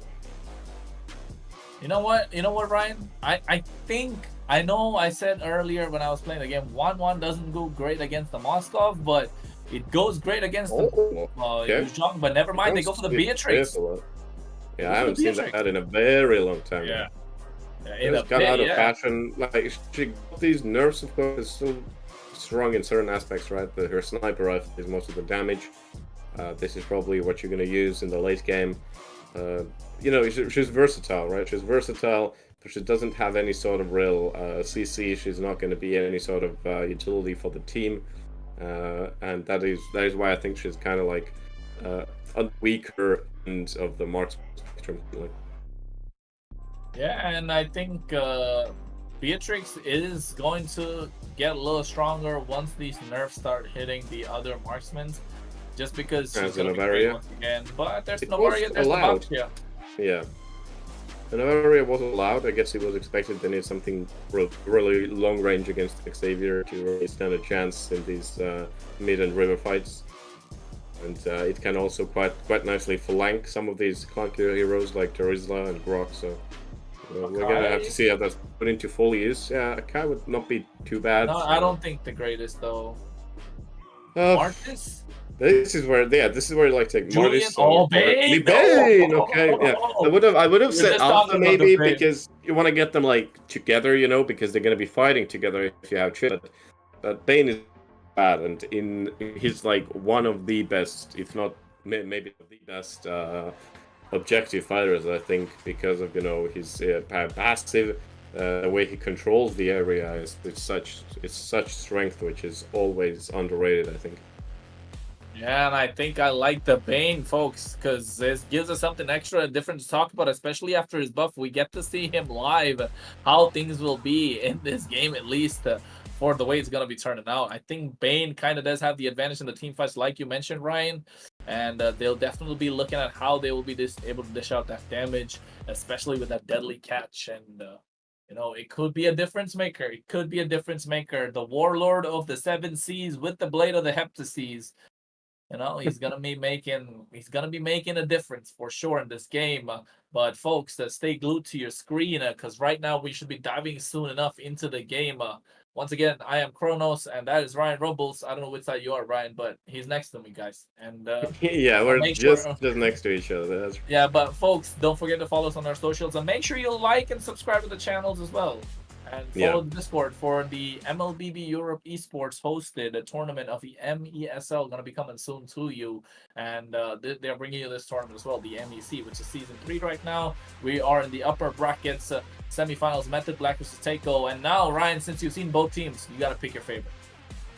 I'm gonna go with Bane actually, Captain Bane over here. I really enjoyed when he was in the meta shortly actually. Last MEC after that a little bit as well. He was still a very hot topic. We saw him a lot, right? We saw it actually with both builds, in fact, both the magic and the physical. And he's just, I think he's so fun. He does so much in these utility fights. He does the max HP damage, which is great against Lord, great against tank as well. And it just feels like Method Black, they have everything currently that they really need. Not Method Black, but sorry, Teiko. Yeah, and I like the emblem that Hisoka is running as well, right? He's running the War Cry. It is a new emblem one that's in the game. You know, it basically for someone that can spam the skills, and Bane is one of those heroes that definitely likes to spam skill 1, skill 2 combination to get that true damage passive up and running. So you can, I think he's gonna go with a physical route just to make sure he can use that passive as much as he can. But right now, we want to see which way they're going to make the rotation. Gold lane is the preference for the side of Teiko, and Method Black will be looking at something else. Oh, already flashing here. Ooh, Kuro. Okay. I feel like that's a mental loss here. It wasn't looking too bad for him. I think he would have been bailed out now. Saba is being chased away. Yeah, that's early signs of trouble. Folks, what a way to get that as snipe coming in from that Novaria. Ryan, did you see that? Sasuja get it on point. Oh my god, that was nasty. I don't know. I feel like Method Black are kind of getting into their heads already.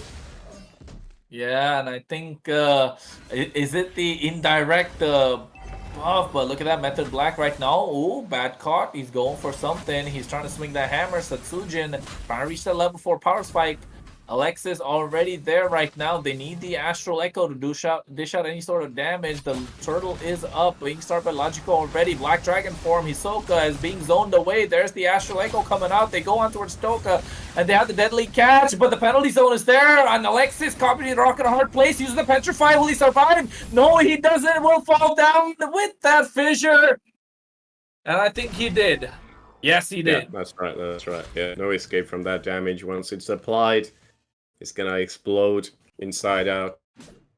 Gold line has been going slow so far. It looks like Vlados is mostly controlling it. And yeah, he gets the gold crab as well. And he gets the wave. He's pushing it out nicely. Yeah, he just controls the pace here right now. Pax is coming here as well. Sub has been noticed. I think everything is going nicely for Vlados. Also, you can see why, you know, you're not even running Flicker, but you can just dash out of the range of the cannon output of Beatrix. It's so easy. Yeah, and right now I think that's been the story so far. But I like the abuse of the War Cry by Hisoka. He's going for it. He wasn't even able to get that bear creep, and neither did Logico, because the Dawning Light was able to pick it up. And they're turning their attention on towards Glamour's Boy, right, the entire time, Ryan. And Saba doing a really great job at protecting him, but here they wait for the passive to pop, and look at that, he goes wild charge just to get out of harm's way as well. And now Glamour's Boy will be the focus of attention for the side of Method Black, and they'll be looking to dive in soon enough. Yeah, that damage is, well, it's there, but it's still laughable. And, oh, here comes the Astral Recall as well. They're already diving into the tower. Laiko gets through. Well. Saba is being burnt, and there's not much life left here for Saba, let's be honest here. Maybe he gets away, actually. They're flanking them. Badcott fighting back bravely, but still goes down eventually. Yeah, but I think he's gonna be... Saba somehow just stun his way throughout the lines, just zigzag through and gets to recall. Hisoka goes for Alexis, get caught. He was trying to get the kill. He didn't know which way to go, but Hisoka's getting here. Picks up the pieces, gets Paxi QT. And right now, he picks up the first item as well. I think I missed it. I don't know what it was exactly, but here, Hisoka definitely on his way to start snowballing this entire game as they make their way towards the turtle. Yeah, pretty nice start, actually. You know, one fight was all it took to kind of turn that early rise of Method Black down a little bit, just lower the volume here, and they get that turtle as well. He's snowballing lane is very hard to stop, of course. Damage from distance as well, just like you already have Xavier on the team, you have that Bane who can shoot you with the Crab Claw cannon. And the passive as well just does so much in team fights like we saw on that goal lane. Yeah, and definitely. I mean, he also has his regen ability as well, right? So definitely gonna be a big, they're gonna be looking for that re-engage potential the entire time because the Mystic Field provides so much CC, and Badcott can always go for the big penalties or whatever he feels like. And if they follow that up with the Wild Charge, it could be, it could be all served on a silver platter for Glamorous Boy or Hisoka just to dish out the rest of the damage. But passive game so far compared to the first series, right, Ryan? Yeah, absolutely. I feel like Method Black, they haven't really gone going as well or just used the portal game at all. This like one of these where you need it, and Paxi through the portal to help out actually very nicely, and this is where Chip excels at. Suddenly, there is 5 players in your face, and there is nothing you can do about it. They came from another realm, and they just shut you down. Yeah, what a beautiful engage from Paxi QT using the teleport, using the shortcut at the right time. And look at that, now he's going back to the other side to apply pressure on towards Glamorous Boy, but here comes Nibiru's Passion. The Spear of Destruction to make sure he gets killed, but he's still able to survive though. Yeah, and he was only met by the jungle creep. This could have been really bad for him. I guess the call was that they have already backed down. But risks need to be taken, of course. Let us see.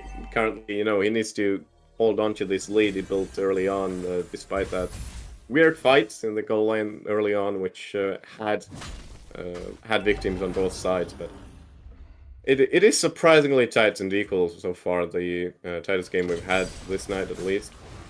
Let us see who is going to be double teamed here, triple teamed in fact, because the Dawning Light as well from the back. That's tough.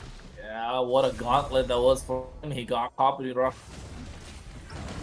Down Paxi QT here, he's trying to do something, but Hisoka used the Deadly Catch to get the turtle even if possible. But now that means it's free reign for them to dive in, and there he goes, the Black Dragon form, Alexis. He's trying to catch somebody, back caught, Wild Charge from Saba as well, but the Petrify making sure he survives for quite a while. He will not fall, he's just able to somehow put back caught with the big penalty zone, and the Flicker gets Paxi QT in the process as well. The Saba and Logical here will have to do something. Kuro gets caught by the Astral Recall, but here comes Glamorous Boy. He has the Bennett. He wants to go for the Bennett's Rage to zone them away. Will he go for the Mystic Field? Gets caught. Spear of Destruction is there. Saba trying to zone them all out. He doesn't want to teleport because Vlado realizes it's not the best place for him to do so. Doesn't want to make that mistake again. He might not be let off quite easily. Yeah, Vlado has to tone back his attack here as well. Saba's on watch here. So he can't get another wave, we can't get the gold grab either, which is unfortunate, but he has to live this way right now. Not a big difference on the gold line, like 400 gold, yeah, it's like one component, but it's still fine, right? It's not such a big difference. The thing is, Beatrix has so much burst damage. Look at the item. Oh, they get caught. Logico here. He goes on towards Bad caught. He's trying to get out. Penalty zone. Use the way to run away. Alexis gets caught in the Mystic Field, but they get the kill on towards Bad caught. And right now, Alexis using the Black Dragon form to get away. They get the CC with the overturn. And right now, Vlad is going in with the Spear of Destruction, but he gets caught on towards Glamorous Boy. Dawning Light misses. And Glamorous Boy dishing out the damage with the Nibiru. What? He was trying to go 1v1 against the Moskov. He just burst him down so instantly he had to back off. There's the counter, I guess. Also feels like Glamorous Boy currently just has the better itemization, because for the attack speed build, you need all of the items in place. But currently for the Beatrix, you have the Blade of Despair, you have the Malefic Roar, so you have a lot of pure damage and the penetration as well, and it already solves most of your issues. Glamorous Boy is tasty there, and it's going to be taken out as well, and the energy extracted from him and taken back under the coat of the Yuja. Yeah, quite tasty indeed. Alexis able to pick it up for himself. That's dinner served on a silver platter. Saba trying to steal the purple buff. No, he doesn't. He gets caught by the shield unity. Logico trying to dish out the damage. Dawning Light comes up, but they get the wild charge. Paxi QT will be able to get the kill with the Mystic Field. Able to make him sure he survives. He goes does he with the Spear of Destruction, but Paxi QT, he pops the big teleport with that shortcut. Whoa. The Black Dragon is there. They get the kill with the Dawning Light on towards Kuro. Paxi falls. Alexis here zoning everyone away. The Lord is there. The retribution from Logico is on time.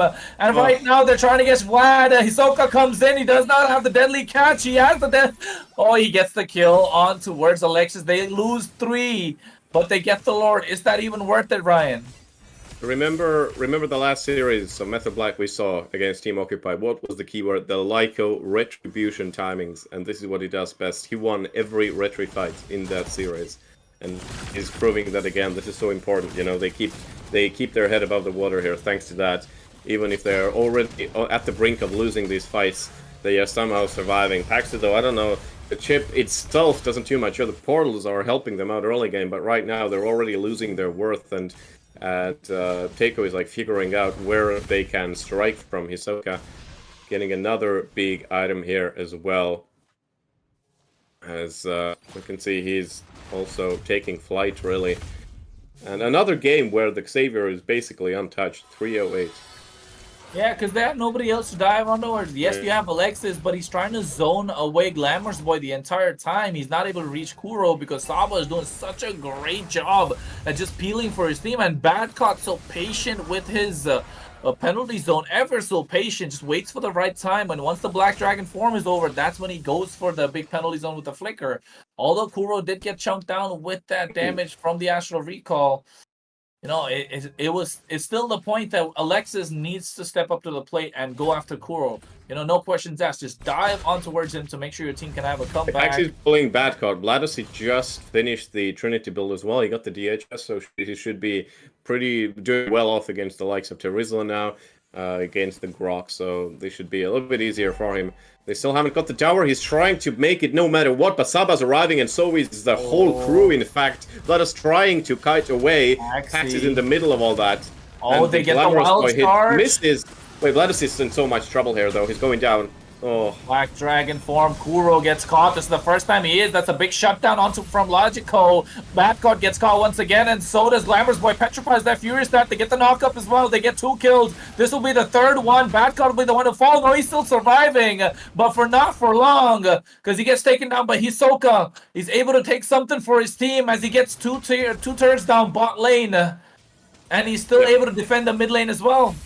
Yeah, gets split, but yeah, this was damage coming out of heroes. You wouldn't expect them to like provide that, right? There was just the chip, the Yuzhong, and I think it was also the Novaria alive. Just tried to finish up the battlefield. The Vladosi was a worthy sacrifice in the end. You know, they came out of it 3-1. So I think it's good. I think it helps them out to equalize the pressure all around the map. And the turtle is gonna. I'm sorry, not the turtle, but the Lord, of course, already is gonna be up. Just a matter of seconds now. Chip is trying to get some information here. Hisoka's coming for it. He's just beelining it. They want to start it up immediately. It does take a lot of damage, but I guess he's building for the Squishia build, full physical damage, as we saw.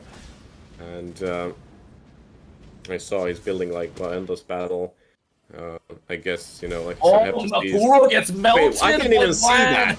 What? At the same time, right now, Spear of Destruction on the back line. Crash Course is there, but look at Vlad. He's able to teleport. They use Bennett's Rage. Meanwhile, Alexis dives on towards Saba. And Glamorous Boy, Petrified the knockup, comes in. They're able to pick up 1 kill. And they get 2 in the process. The entire time, the 2 damage dealers from the side of Teiko or Method Black are out, or Teiko is out.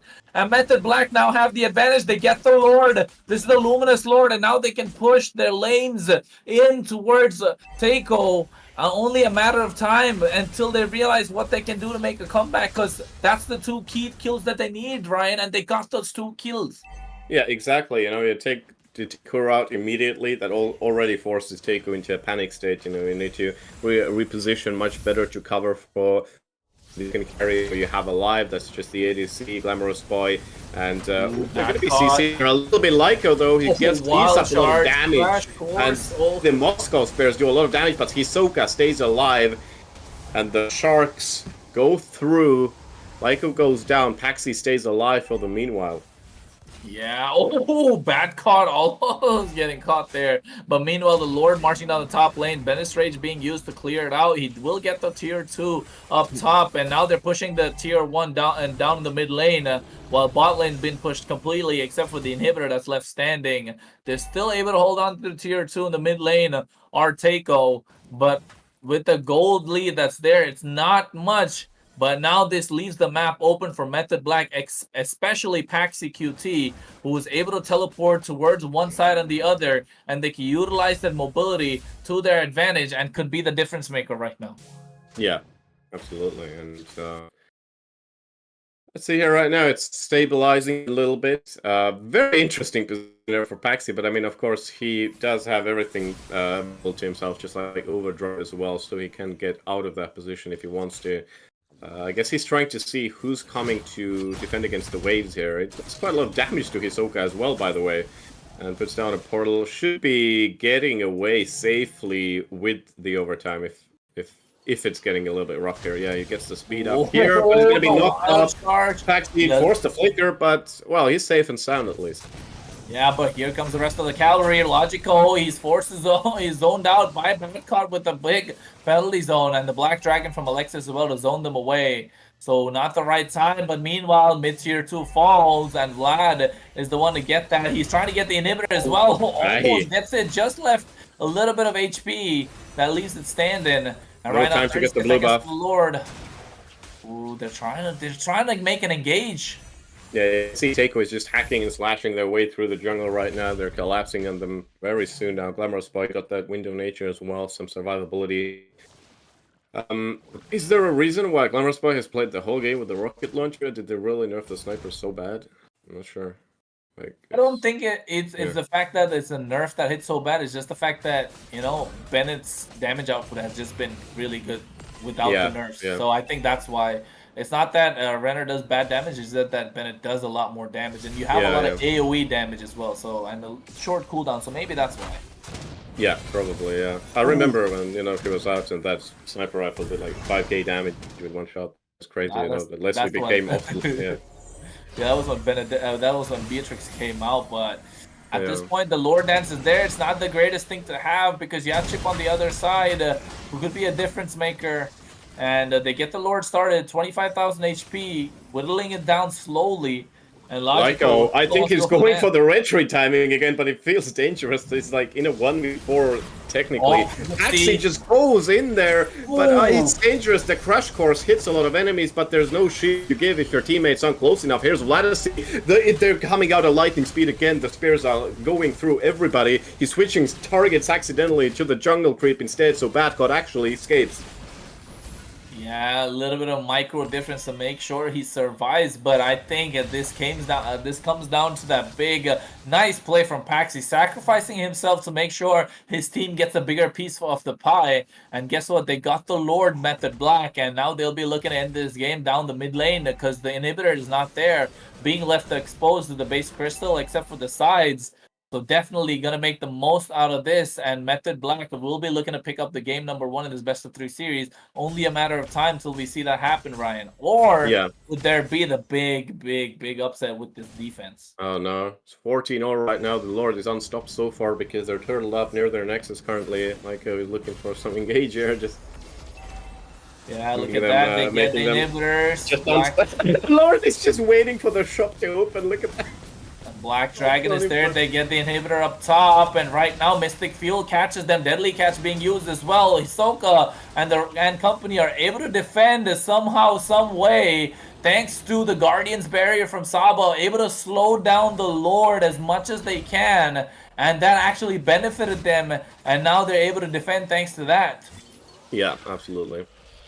Paxi is looking for an opportunity again, of course. I do like the way he's playing Chip, though. There's like basically two ways of playing him. You know, you go for the kamikaze route, which is doing so, relying on the crash course, like we saw turning around the last Lord fight, where you know you get that micro stun onto everybody you've marked, and or the other one is you basically only play for the portals, just lay path for your team, and just sit back a little bit, try to regen, play behind the lines, but. Paxi's playing very aggressively, and I think it's going to help them out a lot in these 5v fights again. Yeah, that's what they're trying to do, and I think he's been playing it really well. 0, 5, and 10, and just like you mentioned, there are two routes to play it, and he chose the former, and it worked out pretty well for his team, and I think he'll be trying to do that once again and catching the right targets, Hisoka, Glamorous Boy, as well as Kuro. But look at Kuro, he's just sitting in the base using the Dawning Light whenever he can, and when his team realizes where everybody is, that's when he will step out and dish out the damage with the Mystic Field. But Paxi QT is just going to camp those bushes to make sure he can teleport around the map, and they're trying to catch him with Dawning Light just to provide some sort of vision. I guess they saw Vladis on the map and they tried him, but it also missed, so... nothing really behind that. But hey, like you said, that Xavier ult has basically no cooldown late game, so we're gonna see a lot of these now. Since it's minute 20 already, a lot of cooldown reduction on you, and we see that green light popping up any second now. Max is still sitting in that push; he doesn't care. The Navi emote as well. Wow, I remember when Navi was active in ML. Yeah, I mean, it was really I good. hope that another big esports org actually lays path in Europe as well, since we saw such big organizations buying out teams in NA, also in Southeast Asia. Yeah, I think probably they definitely will be looking at it in Europe once we're able to scale the MEC and the MESL as well, folks. So don't forget to join the Discord link and join the crew, join the community. But right now, speaking of community, there are 2 teams in the community that are going against Wait, what is going on? He's backdooring. In the top lane, trying to backdoor. He does not have the inspiration. He's going straight for the base, but Nibiru's Passion able to get it. They're able to get the base down to so close, quarter HP. And right now, they're using everything that they can to go back. And seems like they want to get the Lord started. But meanwhile, Bad caught Alexis. Dishing out the damage on towards him, Satsujin as well. Go for the Astral Recall. That was so sneaky coming in from Vlad, and nobody really noticed that. And Kuro was all the the players, and out of all the players you could have taken, it was Kuro who was standing and defending there. So that's really unfortunate. There, they lost quite a bit of damage here. I don't think Teiko can really challenge for this Lord, and yeah, they need to group up again and rethink their priorities. It is tough though, of course. This is the mobility, Chip provides the mobility naturally. Moscow has as well, thanks to the Spirit of Destruction. So there is always that threat lingering around the back of your base, and I don't know when it's gonna hit. Yeah, and then I think so far in all the 3 games that we've seen is probably the box here, right? That's been doing really well, rotating it really fast, setting it up for his team from the early to the mid. Teiko is one of the best boxes I've seen as well so far in MEC. He just plays it so well, convincingly. Here comes the Yuzhong as well. Once you get the knockup, it's over. Every time you're trying to finish through the Yuzhong, it happens. GLaDOS. Yeah, that's rat-ta-ta-ta-ta-ta, and there you go. That's first. That's Brian the Rapper for you, folks. He just made that sound. But right now, the winners of game number 1 are going to be Method Black, picking up 1 game in this best of 3 series against the Teiko in the upper bracket semifinals. What a game it was, Ryan. What do you think absolutely. Teiko could have done better, or Method Black just ran with it? What do you think? I think early game it was very equal, right? We actually saw around minute 10 as well. It was still 14-14. There were no big differences, but I guess it's how much you allow the Moscow to play, right? And it did seem like GLaDOS was allowed a lot of space in the end. If you remember, in the laning phase, they tried to shut it down a lot. It didn't work out. They didn't really take him out. They did get the first tower even in the gold lane, Teiko, but it didn't really help out. You can't shut down the Moscow. It's still going to scale exceedingly well into the late game. Paxi did a good job, of course. We saw some of these self-sacrificing plays, and everybody played a big part in the end here. Very tough to see, Kuro here, who did 82,000 damage. But just that one little mistake there up top, where the Moscow just jumped into your face and deleted Kuro, and this is kind of where it's all from. I think they stood a chance in the 5v5 Lord fight, but then they took out the unknown. Yeah, and I like that 1% turret damage that Kuro did at the same time. Don't forget to highlight that. That's that 1%. I mean, basically probably got just one basic. Yeah, it's a participation medal, yeah. But don't forget, folks, the team that loses these upper bracket matches have another chance of the lower bracket. So they don't just get a participation medal, they get another chance to move on into the tournament. So that's what happened in the first series, but now we want to see who's going to be the one to move on in the upper bracket and who's going to go to that lower bracket to get that crawl back into the finals. Only time will tell, because game number 1, definitely Method Black picked it up, and now second game.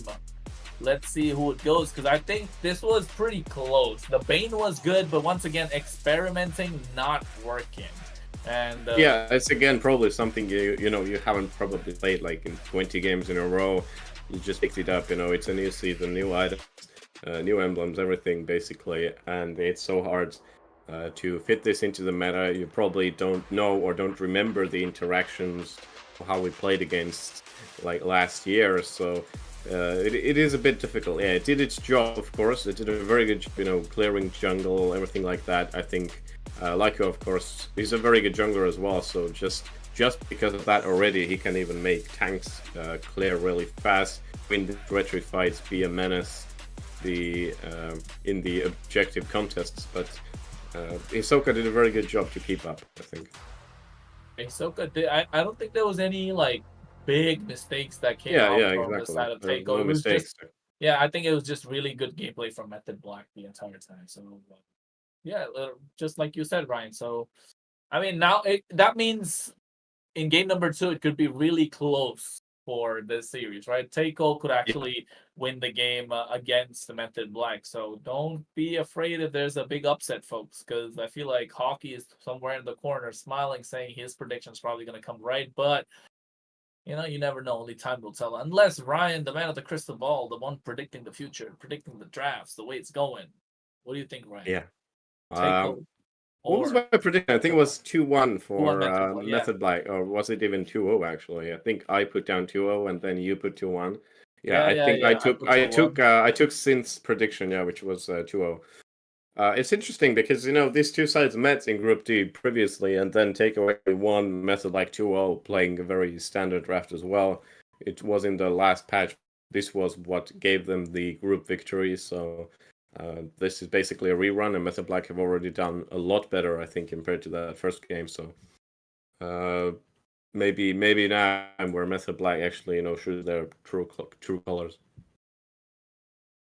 Yeah, and only a matter of time. Maybe they're gonna start abusing the patch that's there on their side, or like I said, like, you know, if you're not sure of what to pick, just pick the Leomord, guys. The Leomord in the jungle, it works. It's not like it's not like it doesn't work. You guys know how to play the Leomord because you get it once in a while in your ranked games as well. And let's be honest, apart from Leomord mains, like they call it, I think everybody kind of likes to play a Leomord in the jungle every once in a while. Just because you said it like it's a slur, like Leomord mains.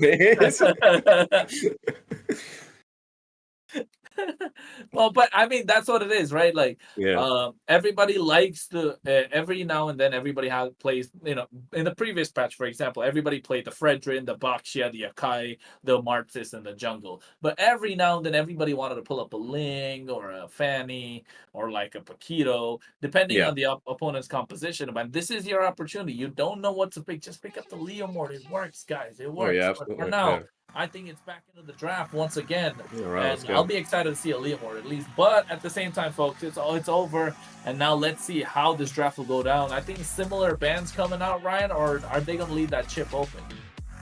I don't know. I don't think that chip was like the make or break kind of hero in that composition. Sure, it enabled a lot of that early pressure, like we saw one of these like 5-1 ports into that XP lane fight, but other than that. It's not that big, right? There is a reason, of course, why it's banned. Like we saw, you know, enables extra movement already for the Moscow to reposition so well, to farm and get to the side lanes, to push and even potentially backdoor the game. But I don't think it's like a pretty ban. Yeah, you're right. I don't think it's like a. I mean, no. I disagree. Raphael, wait, hold on a moment. Are we seeing test draft right now? What's going on over here? Raphael, what is this gonna be? Are they gonna pick up a Natalia or something? Like, huh? I don't know. I think they're reading into something that Method Black could possibly do. So I think the Rafaela being banned out, because usually it's not. If you miss a ban, it shows empty, right? But I think the fact that they locked in a Rafaela goes to show they kind of sniffing something out from Method Black and don't want to see any sort of shenanigans, unless, like you said, they're probably going to go for a Natalia in the Brawl position. But still, there's a lot of Natalia Helicotrome as well, which was very strong even at the start of at the end last patch, and now as well. Helicotrome is ridiculous. But I feel like you definitely need something more common right now. I don't know. Maybe they can play for their strength. Maybe they prepared something really weird, really kooky for the blue side there. No, man. Nobody wants to play it safe. Go all guns blazing, Yeah, guys. Pick up the Layla in the goal lane. Get that Yeah, go for ballistic the gun. tank. Let's go. Yeah. Hey, Ballistic you gun can at actually make range. Tank Layla a thing now with the Thunderbolt. Thunderbolt. That's crazy. What an age we live in. It's possible because Bro. you rack up your damage the Yeah. entire time, and for the amount That's of poke insane. she has, it could work. That's weird. Okay, other side, they're playing their regular thing. Roger, okay, Mathilda, okay. See, Loyi, maybe like Chip as well. Double down on these bands then, I guess. Maybe we'll use more. Hey, unless I guess it's gonna be like a Rome one. Unless Teiko want to go for like a theme and ban out the female heroes that have eyes shown, and guess what? They did that. Lolita being taken off the table as well. So I think they're definitely gonna go for maybe a Moskov or a Nathan, right? Ryan's just rolling on the floor laughing. Yeah, but at the same time, I think Ryan is just rolling on the floor laughing, folks. But don't worry about it. At this moment, Score for some reason, man. I was gonna say you're probably rolling on the floor laughing because of what comment I made. I was like, they banned out heroes that have their eyes shown on that screen and are all females. And guess what? Rafaela, Loyi, and Lolita taken off. Chip is being banned as well. So now I feel like Nathan and Moskov are going to be prioritized in a way from the side of Teiko. But Harriet is what's left open, and they pick it up for themselves. Did they mess around with the bands just to come up with that, or like is it just like maybe it's just a happenstance that like they noticed that it's open? I don't know, it's weird. But yeah, with the eyes being shown, it reminded me of a story from like one of the cells in like Southeast Asia when they had like a new HUD, which was quite thinner, showing the heroes, and Carrie's like portrait, dynamic portrait, is a bit weird, so she was like out of frame. So they had to like drag it a little bit, and they did it live, so it looked so weird. I mean, it is what it is. But look at the other side. There's instant counter, Minotaur, Fredrin being picked up by Method Black, and Teiko instant response once again with the Yuzhong, gonna be diving into their back line, and only a matter of time with the Angela. I think that the Minotaur is just like, yeah, we know it's strong, but is it actually like countering the Harith? I feel like what you need against a Harith is, regularly like a Kufra or a marksman who damages from a very long distance. So they need to be careful before marksman bans start hitting from Teiko's side. Well, they might not have many options left here.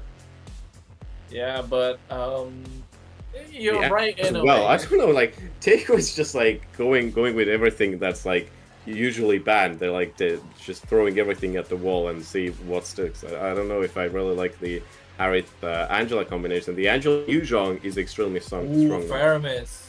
Yeah, I like the Faramis coming out. So now they get to ban the Valentina, so they're not able to steal that Nether Realm.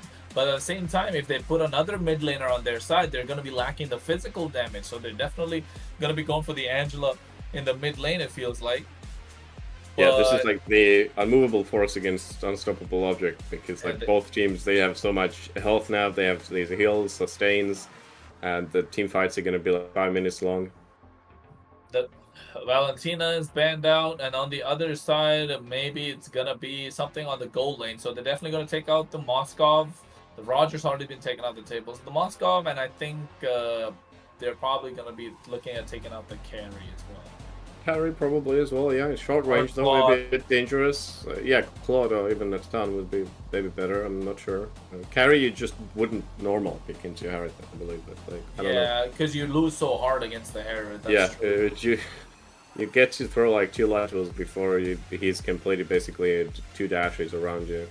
It's Paquito, wow, it's Oh, they're looking to choke down the EXP. Yeah, understandable, because you don't want the Paquito to cut the lane and interrupt the Harith when he has his Unforced drop, going for the synchro chrono dashes. So, yeah, understandable, but Xborg being taken off just because you don't want the Fredrin to get countered. So, that makes sense again. But, yeah, the Moskov being taken off just to make sure the Harith has an easier time when he drops the Unforced again. And on the other side now, so I think they should be looking to pick up their gold laner at this point. Maybe wait for the last second even. So What do you think, Ryan? I'm trying to rack my head. The Terizla is there. I think just go for the Rizla, right? Yeah, Terizla or just something with true damage to get through the shields even. So I don't know. Maybe it's not. Yeah, now they've already taken, of course, the Fredrin, but here, like, an Alpha would have done a good job.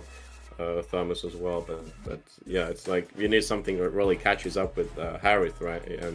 And the Angela and everything that moves around. So Teru's gonna be really clunky. Oh, they still go for the carry, though. The carry. Okay. So yeah, so this is what Teiko like banned the Paquito as well. They know Method Black are going to the Wukong on like the XP lane and through the turtle fights. So they're just like putting Method Black into overthinking the XP lane pick. I feel like. Yeah, so I think I like the route that they're going in, but at the same time, let's see what the other side has in store, because I think they're still possibly going to go for the Terizla and the EXP lane, right? Because I don't see another matchup that could go against Yuzhong quite easily, but Lilia is the one that's being picked up to counter this Fredrin while he's trying to pick out these team fights, and at the same time to poke down the Minotaur as much as they can with that shadow energy and the Martis in the jungle. Finally, we get to see a fighter in the jungle. Yeah, absolutely. To see that. There are... Okay, Xborg is banned from their own side. I would have said maybe Xborg even, because you already have 2 tanks, so definitely lessens their chances. There is a... Lapo? I don't know. Yeah, Lapo is good with the shields at least.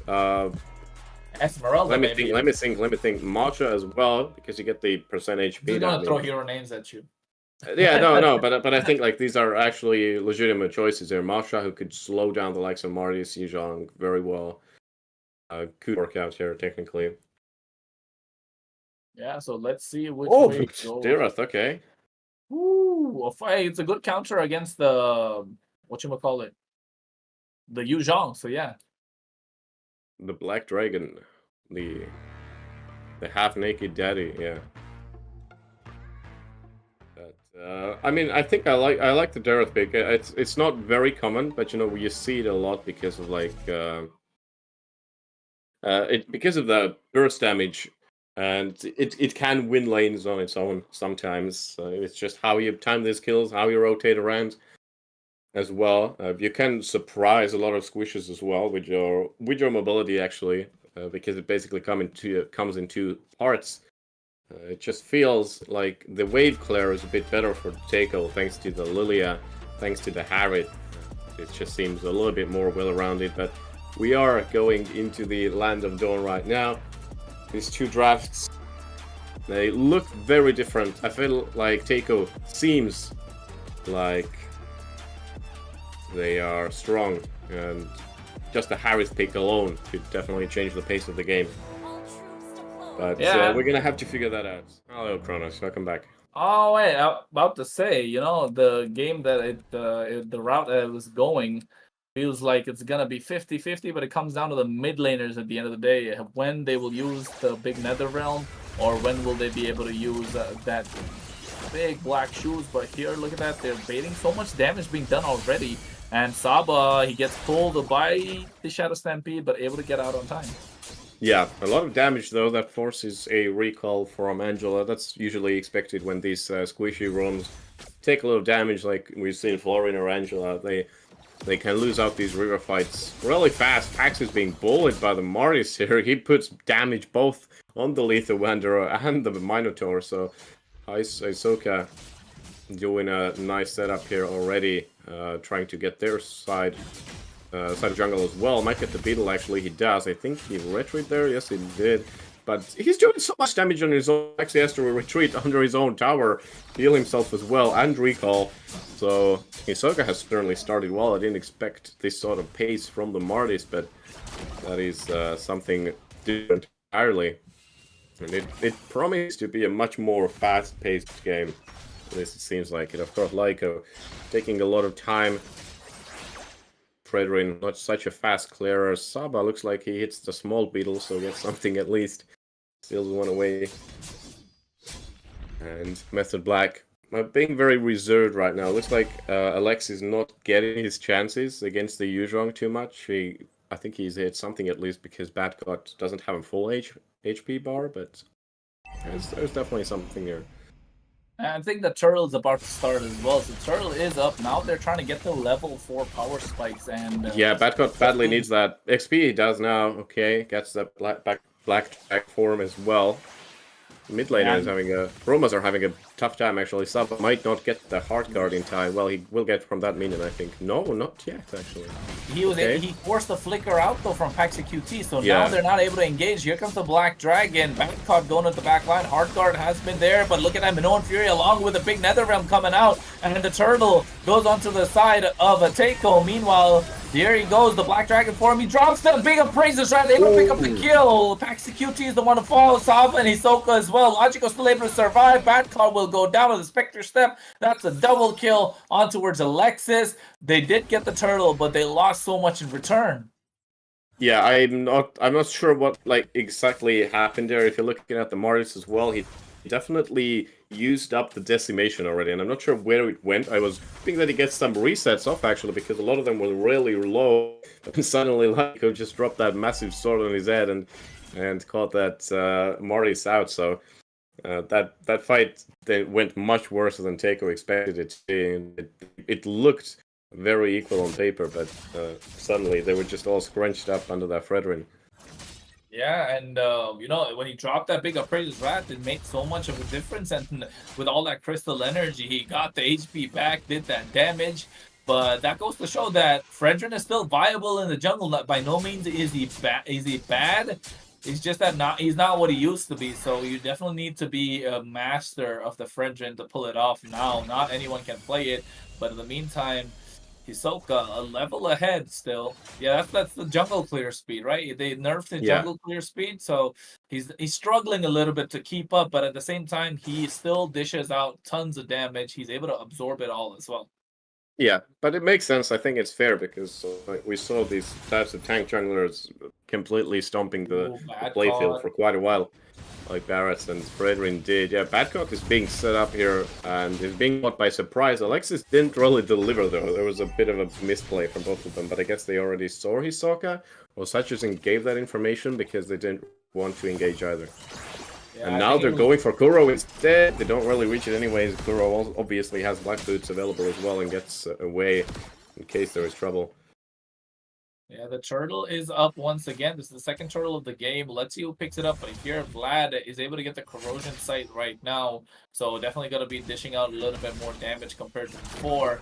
And Logico pulls the turtle aggro towards his side. Kuro just dishing out quite a lot of damage and zoning away Paxi QT. He's able to heal himself back up. Meanwhile, the EXP bot was happening. And Satsujin here, never mind, here he goes for the big Minoan Fury. They get the turtle this time once again. But look at that, he gets the decimate. This time he's able to reset it. And Satsujin will be the next one to fall, Ryan, as they go for Logico once again. But Vlad and Alexis, Logico all backing off to make sure they don't give any more kills to this Martis. And look at that, the reset was there and he's able to dish out the damage, Ryan. Now the snowball is going on their side. Yeah, and after this, I'd like to point out actually one fact, which is why Yuzhong is just permanently picked an XP line. Look at Alexis' position. He didn't make it in time to the fight. He has to get a kill here, otherwise it's in vain, and he's late to the lane, and he loses on 2 waves. And he's gonna lose out here as well. And this just shows what an actually old hero does against a new hero. You know, Yuzhong.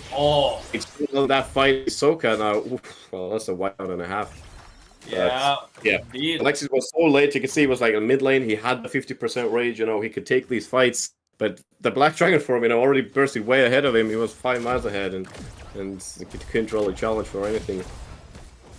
Yeah, and look at that once again. Badcock making the rotation down bot lane. This time they get the mid lane tier 1 turret that do Teiko. And the Method Black needs to find responses because they have a passive jungler. They have a passive roamer.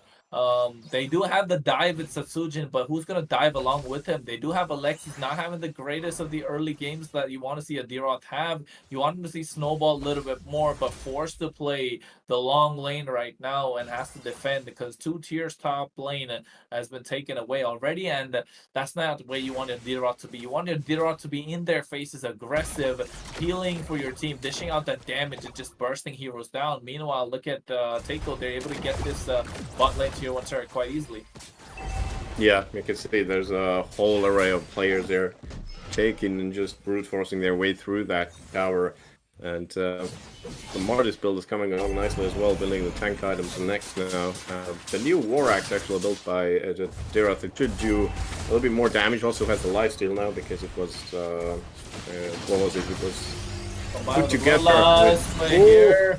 Black Dragon form with the Heart Guard. That is there. Alexa is there. They're dishing out damage onto Words and Puppet on the string as well. Flickers out of harm's way. Logical with the taunt goes onto Words, but the Zaman Force gets the slow. They're able to get the knockup, but here comes the Minoan Fury with the Flicker. And Alexis is dishing out all the damage in the world, but he gets burst out by the Harris with the Chrono Dash and the Synchro Fission.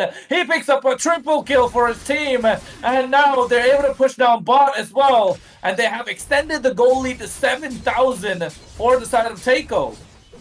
That is ridiculous, you know. You had Dirath on basically full rage. He used the Spectre Step as well, the Circle Strike as well. Everything basically came out there, and he still lost out to the Harith, who built up these shields with the dashes.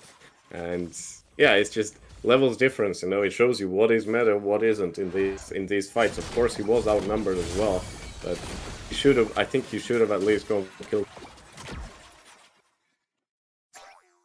Yeah, and right now, look at that. Oh, recall taunts coming in. The mentality. Yeah, it's getting heated. Right? Yeah, you know, mental buff right there for them. Just charging it up. Yeah, I mean, the bad thing is, of course, Method Black is they don't really have much to wave clear with right now. I feel like that as well is quite an uncomfortable hero to wave clear with. You have to use up all your skills, and it still leaves minions alive late game, as much as I've experienced. So, yeah, they don't have, you know, the zonal damage of a Lilia or a Parrot, so they're gonna struggle with that a lot. Ooh, okay, so that Heart Guard is going to be activated as well. Are they going to go fully commit to it? Yes, they will. He's going to pull them together, but it looks like he's going down. Yeah, it's because of the Call to Altar. So much health. They do get to pull away, but now there's nothing stopping them. Yeah, exactly. They just wasted actually the Cult Ultra. This is bad for Method Black. That was just a little scare Hisoka and Saba played on them. It's all theater. Yeah, it's all theater indeed. And look at the conductors. Gonna be Teiko themselves. And what beautiful display of how to bait out the skills and not die at the same time. Making sure they're able to survive. And look at that. They bait all the skills out. They get the tier 2 inhibitor. I mean, the tier 2 mid lane.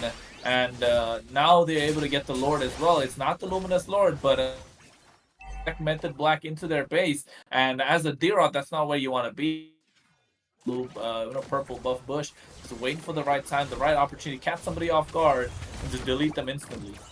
Bro, the Kuro is just pulling them under their towers with the gloom. It's so hard to play against.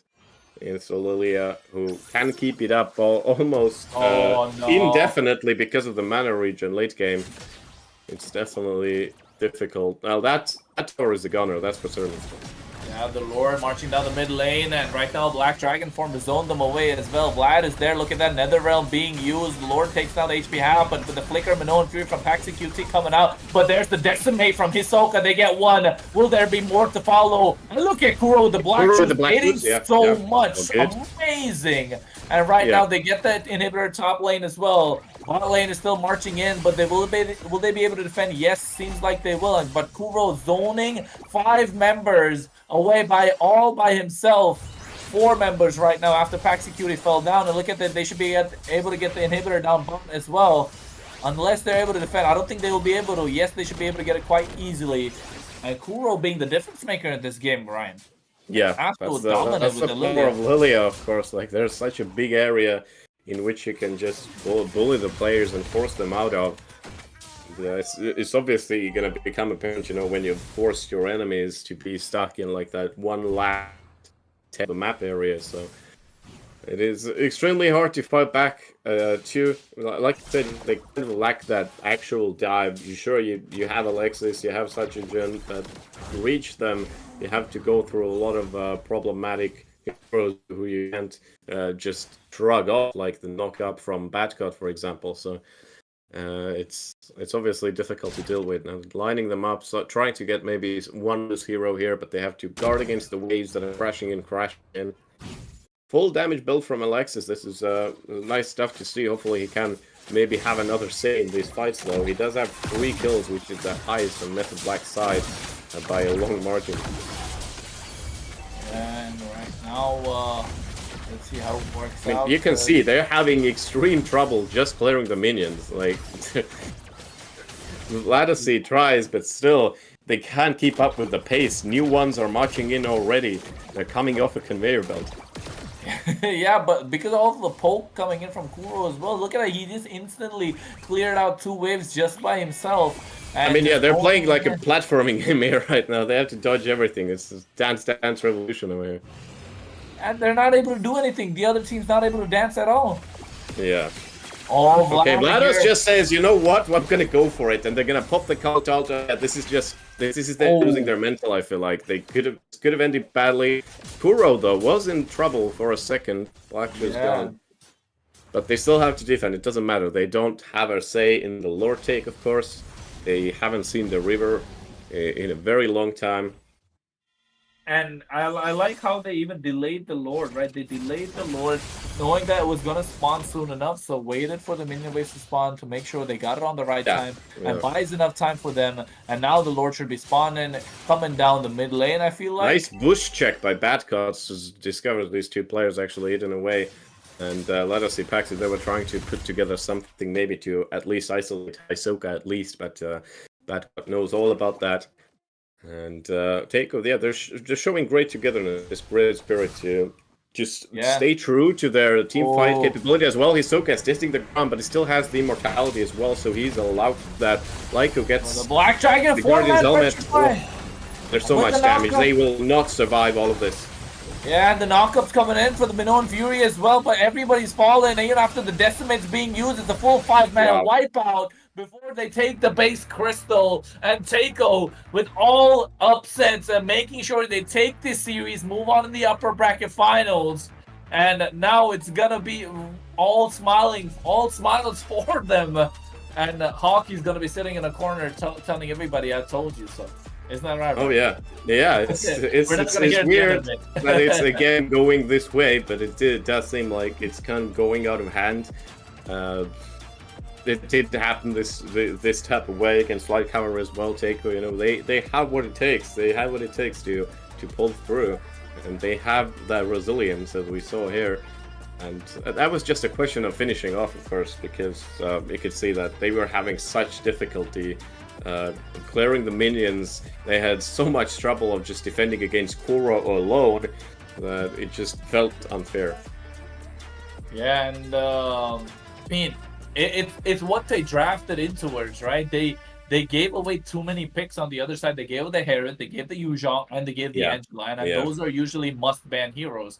And for their lane, they're the most dominant ones in their lane currently. And just they added that with the Lilia, and oh my god, Kuro had a fantastic game. Look at that, 39% damage, way head and shoulders, no head above water, completely away from the rest, and just doing so much damage. And Logical, yes, they had a little early lead, but once the Decimates were in place, Hisoka, once he got those kills, his team, you know, he put the team on his back and just carried them to victory. And Kuro just needed a little space to bridge the gap between the early and mid game, and that gap was bridged by Hisoka. And after that, it was just a one-sided story. Yeah, and now it's like the time to think, right? For Method Black, you know, you're carrying a big name in the European scene. You have such experienced players. If you're talking about, you know, Plaxi, Vladosi, Alexis, they have so much experience. They shouldn't be struggling in this series, but they are, and it just feels like, you know, at one point, you know, this new generation is coming up. Teiko is coming up, who is just a surprising guess in each and every series. They also wiped out Method Black without a question during the group days, which surprised everybody. So I feel like, you know, I don't want to size, but it feels like Teiko at one point deserves more, and they just deserve to go through. I mean, I don't know about if they deserved or not, but they definitely earned that victory, right? It was a best-of-3 series. They were 1-0 down, made it 2-1 back up. They got the reverse sweep in their favor, and definitely, you know, earned their spot in the upper bracket finals as they moved on. But congratulations to them.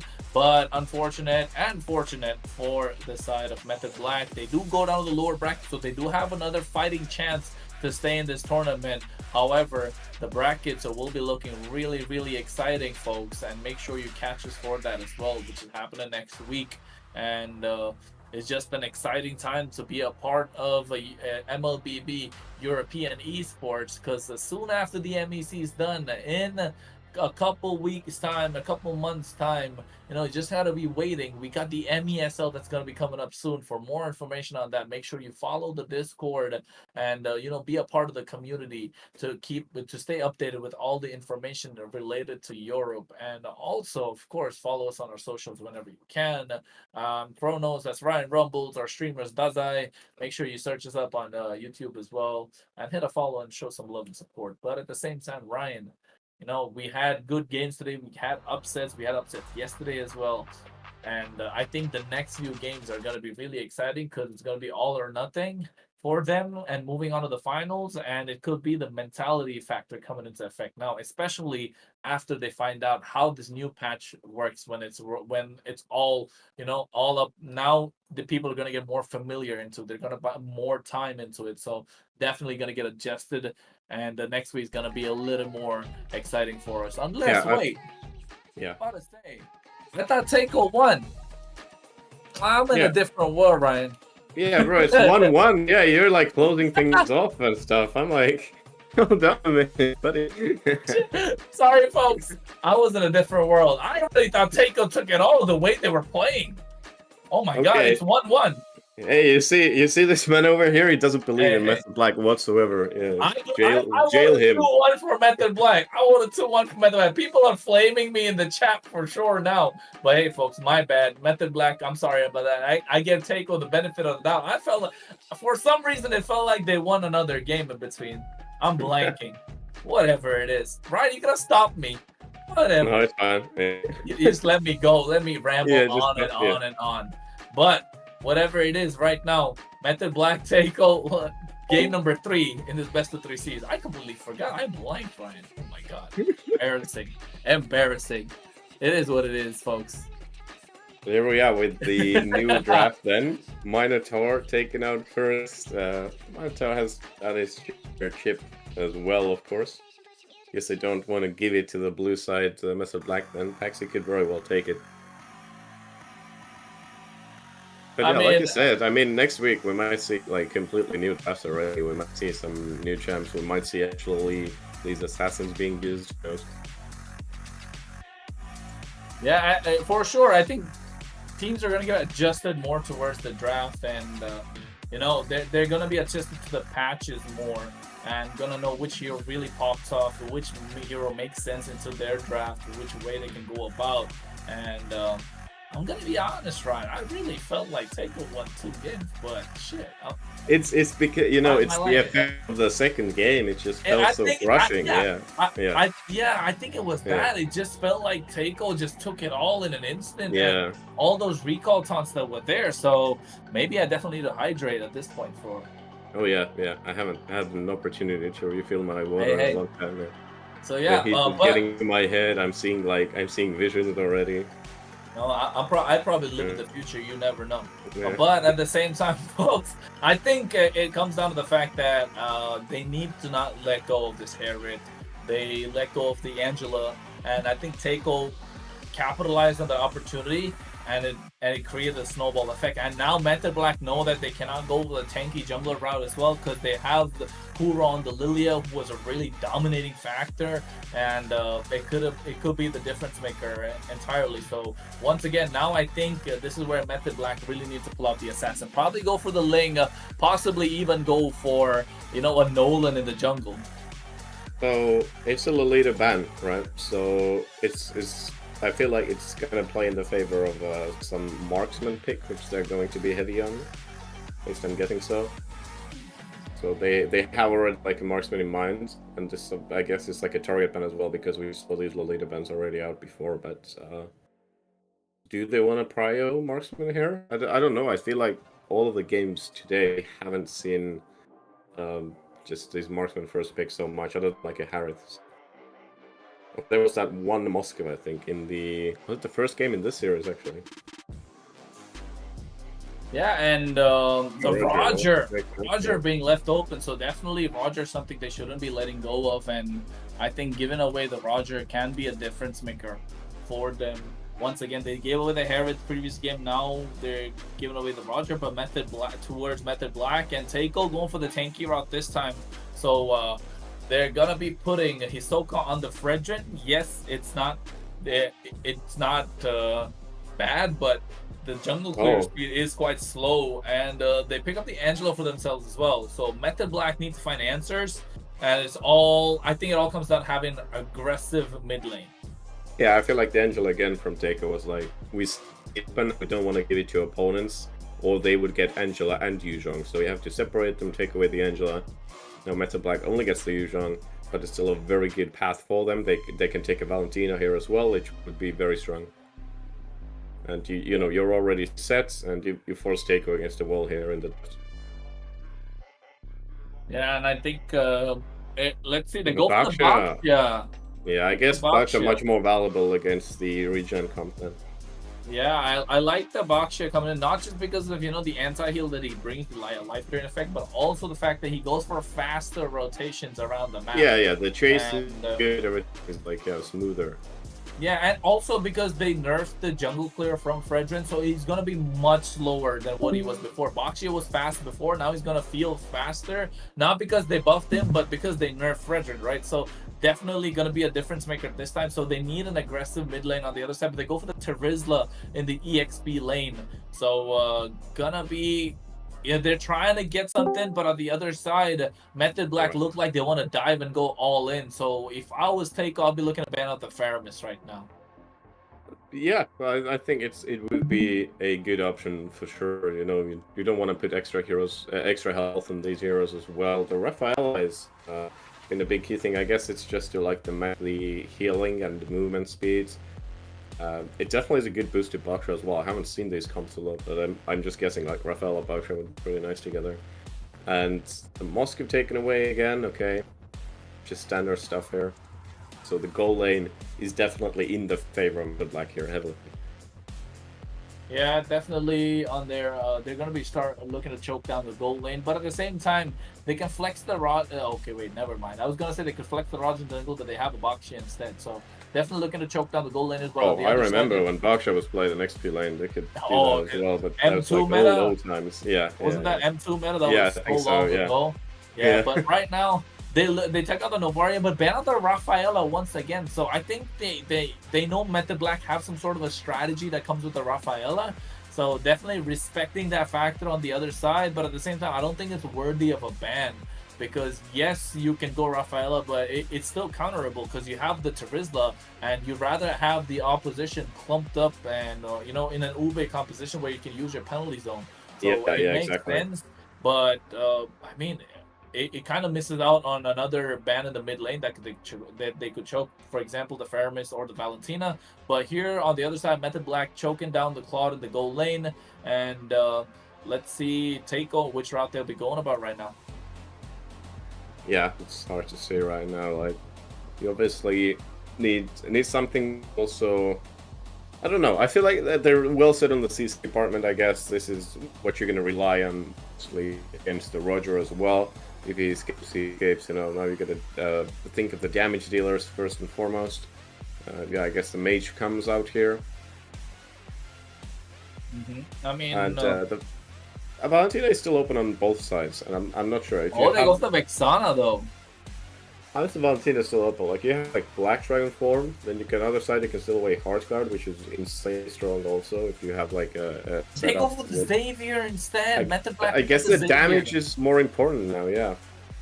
I think the Xavier, yeah, they are lacking in the damage department, but I think Faramis would have still been a good factor for them because they're looking to pick team fights on both sides. So Faramis does have the Ghostbusters to dish out more damage. Actually, yeah, if you think about it as well, like on a high level, Vexana technically is more of a CC bot actually, so she doesn't rely that much on damage. It's the Fairs, it's the Eternal Guard, which is important in the teamfight setting. So Method Black might even edge out in the damage department. Yeah, that's, I don't know, it's so weird. Wait, that's gonna be Rome then. Yeah. Yeah, there's gonna be Carmilla and the Roam. I like the Carmilla with Roam more than the jungle. I think we spoke about it previously in the game today, in the series is today. Yeah, Just because you can zone a lot more and your jungle clears a lot slower.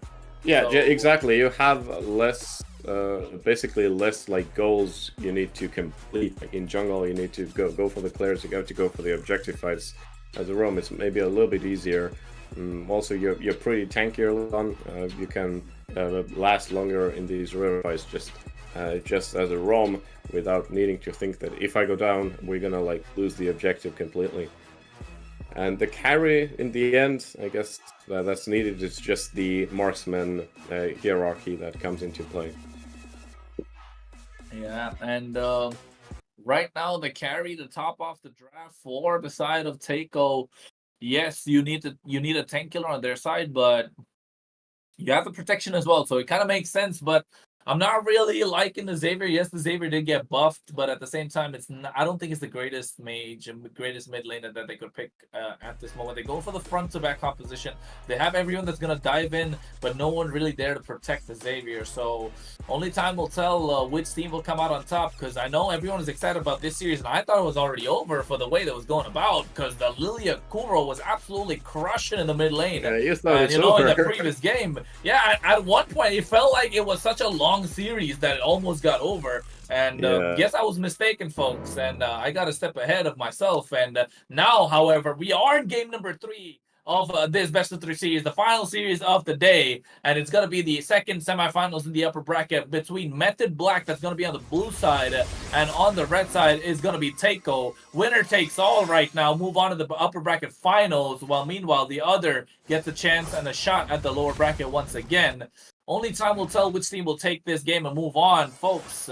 Make sure you put your prediction in the chat. And also, Ryan, who do you think? I know we predicted for Method Black, but the way that it's going, I think Teiko could come out on top with the mentality factor especially. Yeah, exactly. I think it's a very, very big mental part. You know, the heroes don't play the game. The actual players do. These ones, they have their phone in their hands and they're getting tired. They're getting sweaty. And sooner or later, they're going to be out of that gas, out of that fuel to really continue on. And these defeats are really crushing, especially in like a fast-paced game like Mobile Legends is. You don't really have that time to recover in a game. You don't have these long pauses and really fast decisions each and every second, basically. Yeah, I think it all comes, like you said, right? You don't really get second chances in short games like these, and it all comes down to how they can move on and make it quick. But at the same time, they do have late game insurance on both teams. They have Glamorous on the carry, they have Satsujin on the Xavier, so they do have late game potential. But at the same time, they'll be looking to end it early. And now the Turtles are about to spawn 2 minutes into the game almost, and both the teams be quite passive, realizing that they don't want to bite the bullet and make sure they lose out on the opportunity to move on to the upper bracket. So taking their time as the EXP lane as the focus of attention right now. 3-man rotation for both teams, trying to reach the level 4 power spike. And I don't think they're even looking to fight. They just want to clash in the turtle pit.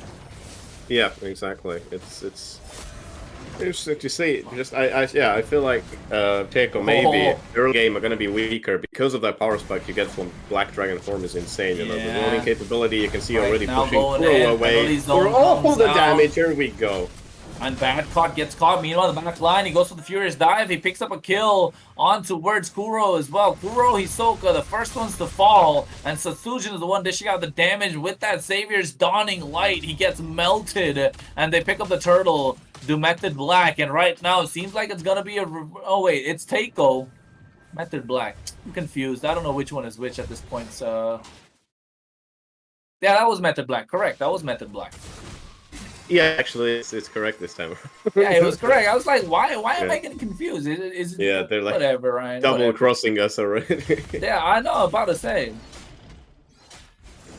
It's a low start to the game, actually. Yeah, the roams are like mostly close to their own parts of the map as well. Here, Saba helping the carry, of course, because well, you don't really want that Roger to push out these waves really fast. Look at Paxi, he just comes flying in there. Yeah, and I think like a police car sound behind that. And they actually had to go away because there was already Hisoka showing himself as well, so no point in fighting there. Yeah, you can see it. That's a great rotation speed. This is like you said, it's much better I think when that Carmilla is used in Rome. You can reach great distances. You don't have to follow a clear-cut path like you do in the jungle.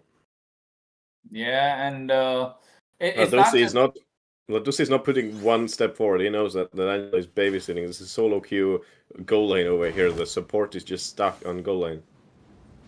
Yeah, and it kind of has to protect the gold laner at this point because the Roger is so much stronger compared to the carry, right, in the lane, and they don't want to let Oh, Vlad go out of control, and if they do, it'll be a problem. But right now, Saba here realizes Taxi's making the rotation, has to protect his marksman, has to protect the all-damage carry at this point. Look at his Soka and Badcott making the rotation down bot quite early and making sure they can cut the way to make the earlier rotation to the turtle pit. And now we're going to see another clash happen. The first one made sure it went 2-0. Quite passive plays coming in from both teams. And the Turtle's about to spawn once again, Ryan. Also, I think Sachujin stole the golem away from Hisoka there with the Dawning Light. Oh, Here's Crystal another Ball one. comes out, but they get the Yeah. kill.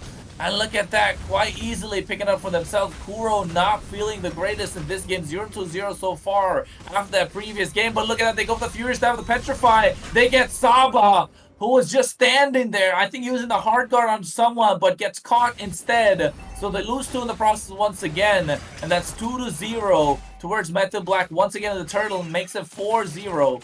And 5 minutes into the game, looks like they're starting to snowball their way into victory. Yeah, exactly. It's a nice, nicely paced game here from Method Black. You know, I can't keep myself from praising Lyko as well. He has such good rotation. Basically, he always does blue side, so he leaves the Spearmint alive, goes bottom. So when the other creeps come up top, he finishes that one, makes it in time. You almost get a full clear. Oh, they get Satsujin finally. Revenge for coming out from Kuro right there. And, yeah, that's good. That's a good pickup. Yeah, now they're gonna try to bully Ladosi. Look at that, and he's gonna be going down. Maybe no, actually gets away. Paxi though, is gonna be surrounded. He's not gonna get enough defense up here. The Crimson Flowers. Oh my god, there's too much damage. A lot of CC baited out the Purify early as well, and then the Appraiser's Rat just dropped to get that damage. Look at that, Hisoka building the Thunderbolt right now to stack up on this defenses in the early game. Oh my god, they're going for the tower dive. Zone. Oh my god, they went 1v5 right there. Dived on towards Alexis without even a minion. Just a bursting down instantly. And they get that kill, able to make some sort of a comeback. The goal lead was 3k in the favor of Method Black, but look at that, they cut it down to less than 1,000 right now. Yeah, I mean, but that's great notion from Teiko, right? You're showing that you can't be pushed around. You took on these big roams, and you're gonna complete it as well, right? You're not gonna give up with just one fight, or okay, we don't care that we didn't get the marksman. We're gonna get someone else, and they push through, ignore the tower, got it nicely down. Alexis down. And, you know, they've got that tower as well, first tower actually on XP lane, so they have I would say even a slight strategic lead. It's not a goal lead, but they have that strategic lead right now. Yeah, they do have the strategic lead indeed, and let's see how it's gonna go, because they got the next turtle started up once again, but meanwhile the top lane, Vlad, oh my god, able to pick up the kill. Bro. Glamorous boy trying to do something, but not really. Look at that, the Black Dragon has zoned them away from the turtle pit as well. Logico picks it up once again. Dominating Light gets Kuro. In an instant, they get deleted. Meanwhile, the top lane, they're able to get something. Glamorous boy was able to pick up one turret, but now once again gets caught. Vlad goes to Lycan and pounce. He has enough damage. Does he? Yes, he does. Picks it up. That was a small micro outplay, and they're able to pick up something. Wait, there's more bad god, like, maybe. Okay, never mind. Not the range there. Gate was already used. Yeah, it looks like Method Black are trying to find some way to make a comeback and trying to keep the snowball going, while Teiko are fighting back for dear life, hanging on by a silver thread, but not enough, because the Method Black just keep the snowball continually going. Yeah, Lyco was just beating that tower peacefully on that top lane like nothing ever happened. I mean, there's a war memorial over there after what happened. Crazy stuff here. Teiko, it seems like it's, you know, now the gap is stretching a little bit. You're sure they're like getting the towers, like they're keeping the pace up, but you know that sooner or later when you're gonna be together, the Roger is gonna be a big issue. Obviously, Alexis is gonna be a big issue waiting for that Petrify dive as well, and Satyajin dishes out that damage. all the time. And there's another one. He stole off that blue buff with the domain expansion. Here we go. Oh my god, able to pick it up for himself. The Dawning Light was able to steal that blue buff, and now Hisoka already slow with the jungle clear. He slowed even further.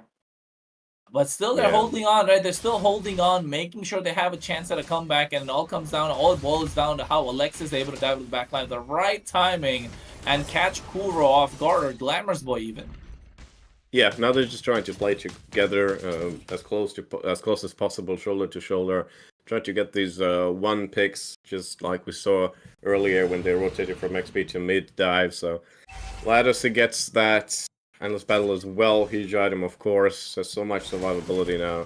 Paxi searching for an opening here to make that engage happen. Here comes the Dawning Light as well, and just came out of nowhere. Method Black, they're wiping that map clean. But Lattice overextended. He's under the tower, still runs away. Roger is a broken champion. Please delete. Moonton, hello. Oh my god, look at that shutdown onto Words, and thanks to the overextension, Abrase's Wrath is there, but look at Alexis, able to pick up the pieces, was trying to peel for his team, and he did so well picking up Hisoka in the process as well. And right now, the mid lane tier 1 left standing by basically nothing, just hanging by a thread right now. But will they be able to get it? Yes, they do. And what a team fight. Both teams give and take, but at the same time, Method Black extending the goal lead to 2,600, 2,500, and still holding on towards it as they get the Lord started, and they're able to get that as well. Bro, I'm like in a dark room, right? And every time the Satoru Gojo skin Dawning Light comes through, I have like a flash of lightning in my room. Domain expansion, right? True. Yeah. Domain expansion lights on, yeah. Okay, here's another one coming through. They're preparing for the team fight. Paxi has taken a lot of damage. Lyco as well. I'm not sure they want to fight here, so some of them are going to recall. The towers are definitely an issue, but they've also managed to fix that. Now, Method Black actually are in the lead in that department as well. 3-2. If we're counting the towers. Yeah, and I think it all comes down to Lord marching down the mid lane right now. They're trying to get to at least all tier 2s from the side of Method Black, because this game, both the teams respecting each other, respecting the damage output. It just came to a matter of few turtle fights. Yeah, they're separating Badcott as well, forced to defend that lane that crashes into the bot tier 2. Meanwhile, they're gonna take the fight here, and there's no penalty zone to help them out. This is bad. This is so ugly. Saba gets caught. Lilo in for the Eternal Guardian, along with the Curse of Blood as well, just to zone them away. Paxi QT using it as a zoning tool and not really trying to link them all the time. And they have to back off. That created a separation. Wait, are they gonna go for Glamorous Boy there? No, I thought for a second that they would. I guess Alexis. They're not risking it quite yet. Badcut is just receiving so much poke, and the health bar is getting slimmer and slimmer by the second. And yeah, now it's the snowball moment, you know. Now when the ball is really getting big, you're getting these tier 2s down, you're going to get a Lord every single time basically, and you have all of the balls in your park, right, in your side of the field, and the opposing team again is just in that eternal battle to take risks and fight back, and this might come just here. Pax is taken down. This could be a start of something big for Teiko. The Black Dragon form used to escape. You know that's a sign of poverty in that fight. Look at Glamorous Boy. He's thirsty for blood as well. He wants to go for these kills, but like right now, they're trying to clear the minion wave Mystic Field, and they're able to survive. I honestly thought Glamorous Boy, with the hard guard, he was running and gunning for something with those speedy light wheels, but not able to get. I don't know, it was such a teeny tiny victory here for Teiko in this fight. They definitely needed more. They used up all their ultimates, you know, they cut through, everybody escaped. Pax's loss is really not in any way influential to the big picture. Yeah, true indeed, because right now, Method Black still definitely ahead, but it's a small mental victory for the side of Teiko, and I think we all know how important that is, but look at that, they get the Mystic Field, along with the Dawning Light, just catches 3 of them, Eternal Guardian used by Kuro as well to zone them away, but here gets free range logical to go into the shield unit, he gets caught in the spot, and he gets melted down, Curse of Blood to get something, but there's a Petrify, and they get the knockup, but it doesn't happen, they kill 2 in the process, and right now, Sava's the next one to fall, Vlad gets that, and he gets a double kill. He's going in. Lycanpush should get the 3rd right now on towards Badcott. Yes, he does. That's a triple kill. Hisoka's the last one left standing. He's in the mid lane. lane, trying to zone them away. But here they should be able to get him as well. Retribution to run out of harm's way. The Lord is there, and they're using the Downing Light. They're throwing everything except for the kitchen sink to catch him right now. And they leave him they're gonna stop the back. for the Lord. Okay, he got away. Wow. If he They leave me for the Lord. Jesus. I mean, I like how Lyco's actually the initiation seemed like absolute inting, but they managed to turn it around, and Alexis and Ladosi made everything happen because Lyco he dove in there like 1v5, and they were like, okay, wait here, way too far ahead. We have to make something happen now, otherwise it would be a wasted battle. But yeah, you can see it. Ladosi, he's just so far ahead. 2-level leads. Okay, reduced to 1 over Glamorous Boy, but the items are all there. Anti-heal as well now. Oh, you got the Sea Halberd as well, so you're definitely going to do HP-based damage along with the life drain effect. So definitely gonna be a problem on the other side. And Hisoka, Badcock, not gonna like that item. And Vlad is just scaling so well. The Lord marching down the bot lane, Luminous Lord. All 3 lanes are being pushed at the same time. Black Dragon form comes out. Logico goes in with a shield unity, trying to zone them away. The Lord crashes down bot lane, should be able to get the bot lane inhibitor. And now they're trying to press their advantage in the top and the mid lane as well, Ryan. Yeah, this is again one of these ending moments where, you know, as the defending side, you know, you have your backs against the wall, you're gonna go on autopilot. What happens happens. You're probably gonna lose. I mean, it's all yellow. Knock up onward. 3-3 fall. Double kill the back line. Triple kill for Roger. Vlad here kind of unstoppable at this point. And look at the recall taunts come out. And MTB Method Black this time making sure they get the recall taunts in the faces of Teiko that had that going for game number 2. After that crushing defeat, coming out on top in this best-of-3 series in the upper bracket semifinals to move on to the finals of the upper bracket. Just absolutely crushing Teiko in game number 3 right now and coming out on top as victors. What a game, what a series, folks. And now I know why I was taken aback by Teiko, because Method Black wanted to give us a surprise comeback and make sure they pick up this game. And I know right now I can say, Ryan, that hockey's definitely not smiling. Well, I'm very happy that my prediction survived. Yeah, mine too. Yeah.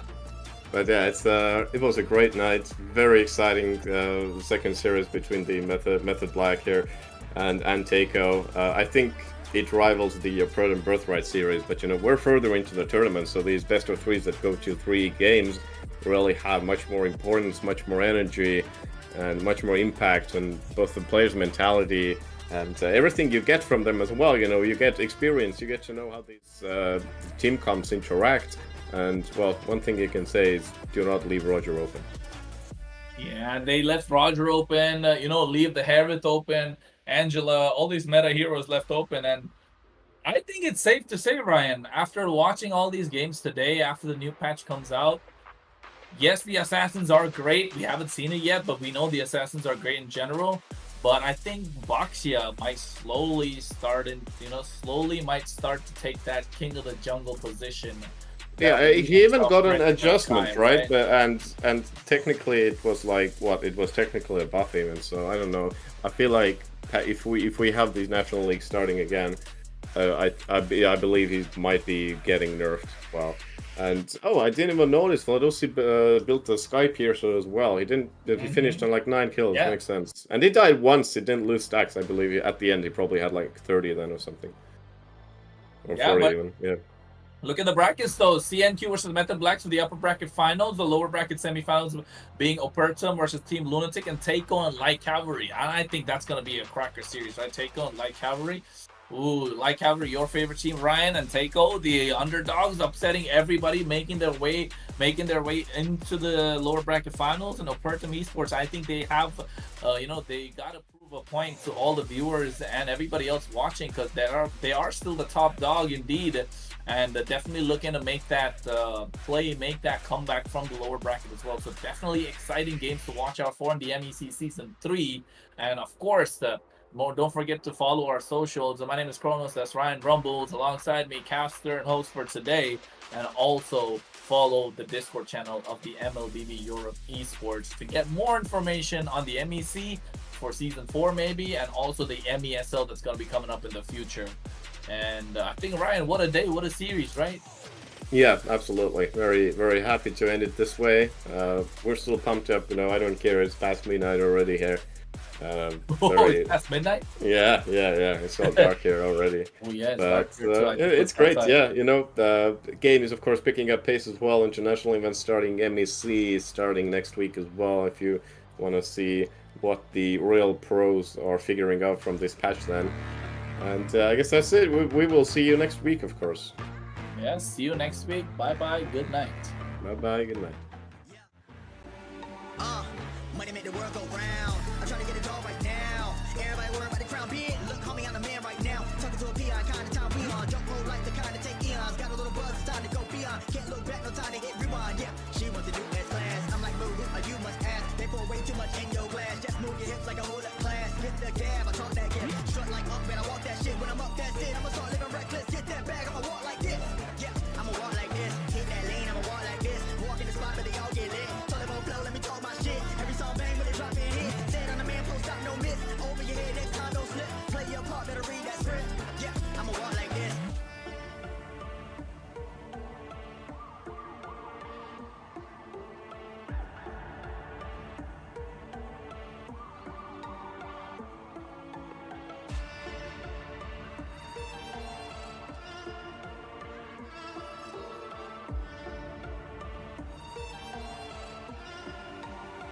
Yeah.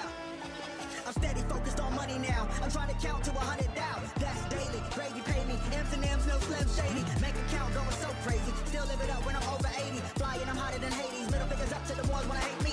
Come with my ride and I'm up like a drought. Everybody line for a little bit of clout. Stay making moves like I'm trying to sell a house. That's how it be when you're raised in the South. Mama always said that this money be the death of me. Money can't buy you happy, but I never seen a sad man ride in a jet ski. Time will tell, moving breakneck speed. First it was hate, now they got my steez. Took small sips, now they drinks on me. Commas in the bank, that's all I need. Business first and chill after. Set to cruise, but not the actor. Work hard, let the money stack up while y'all broke like a stress fracture. My God.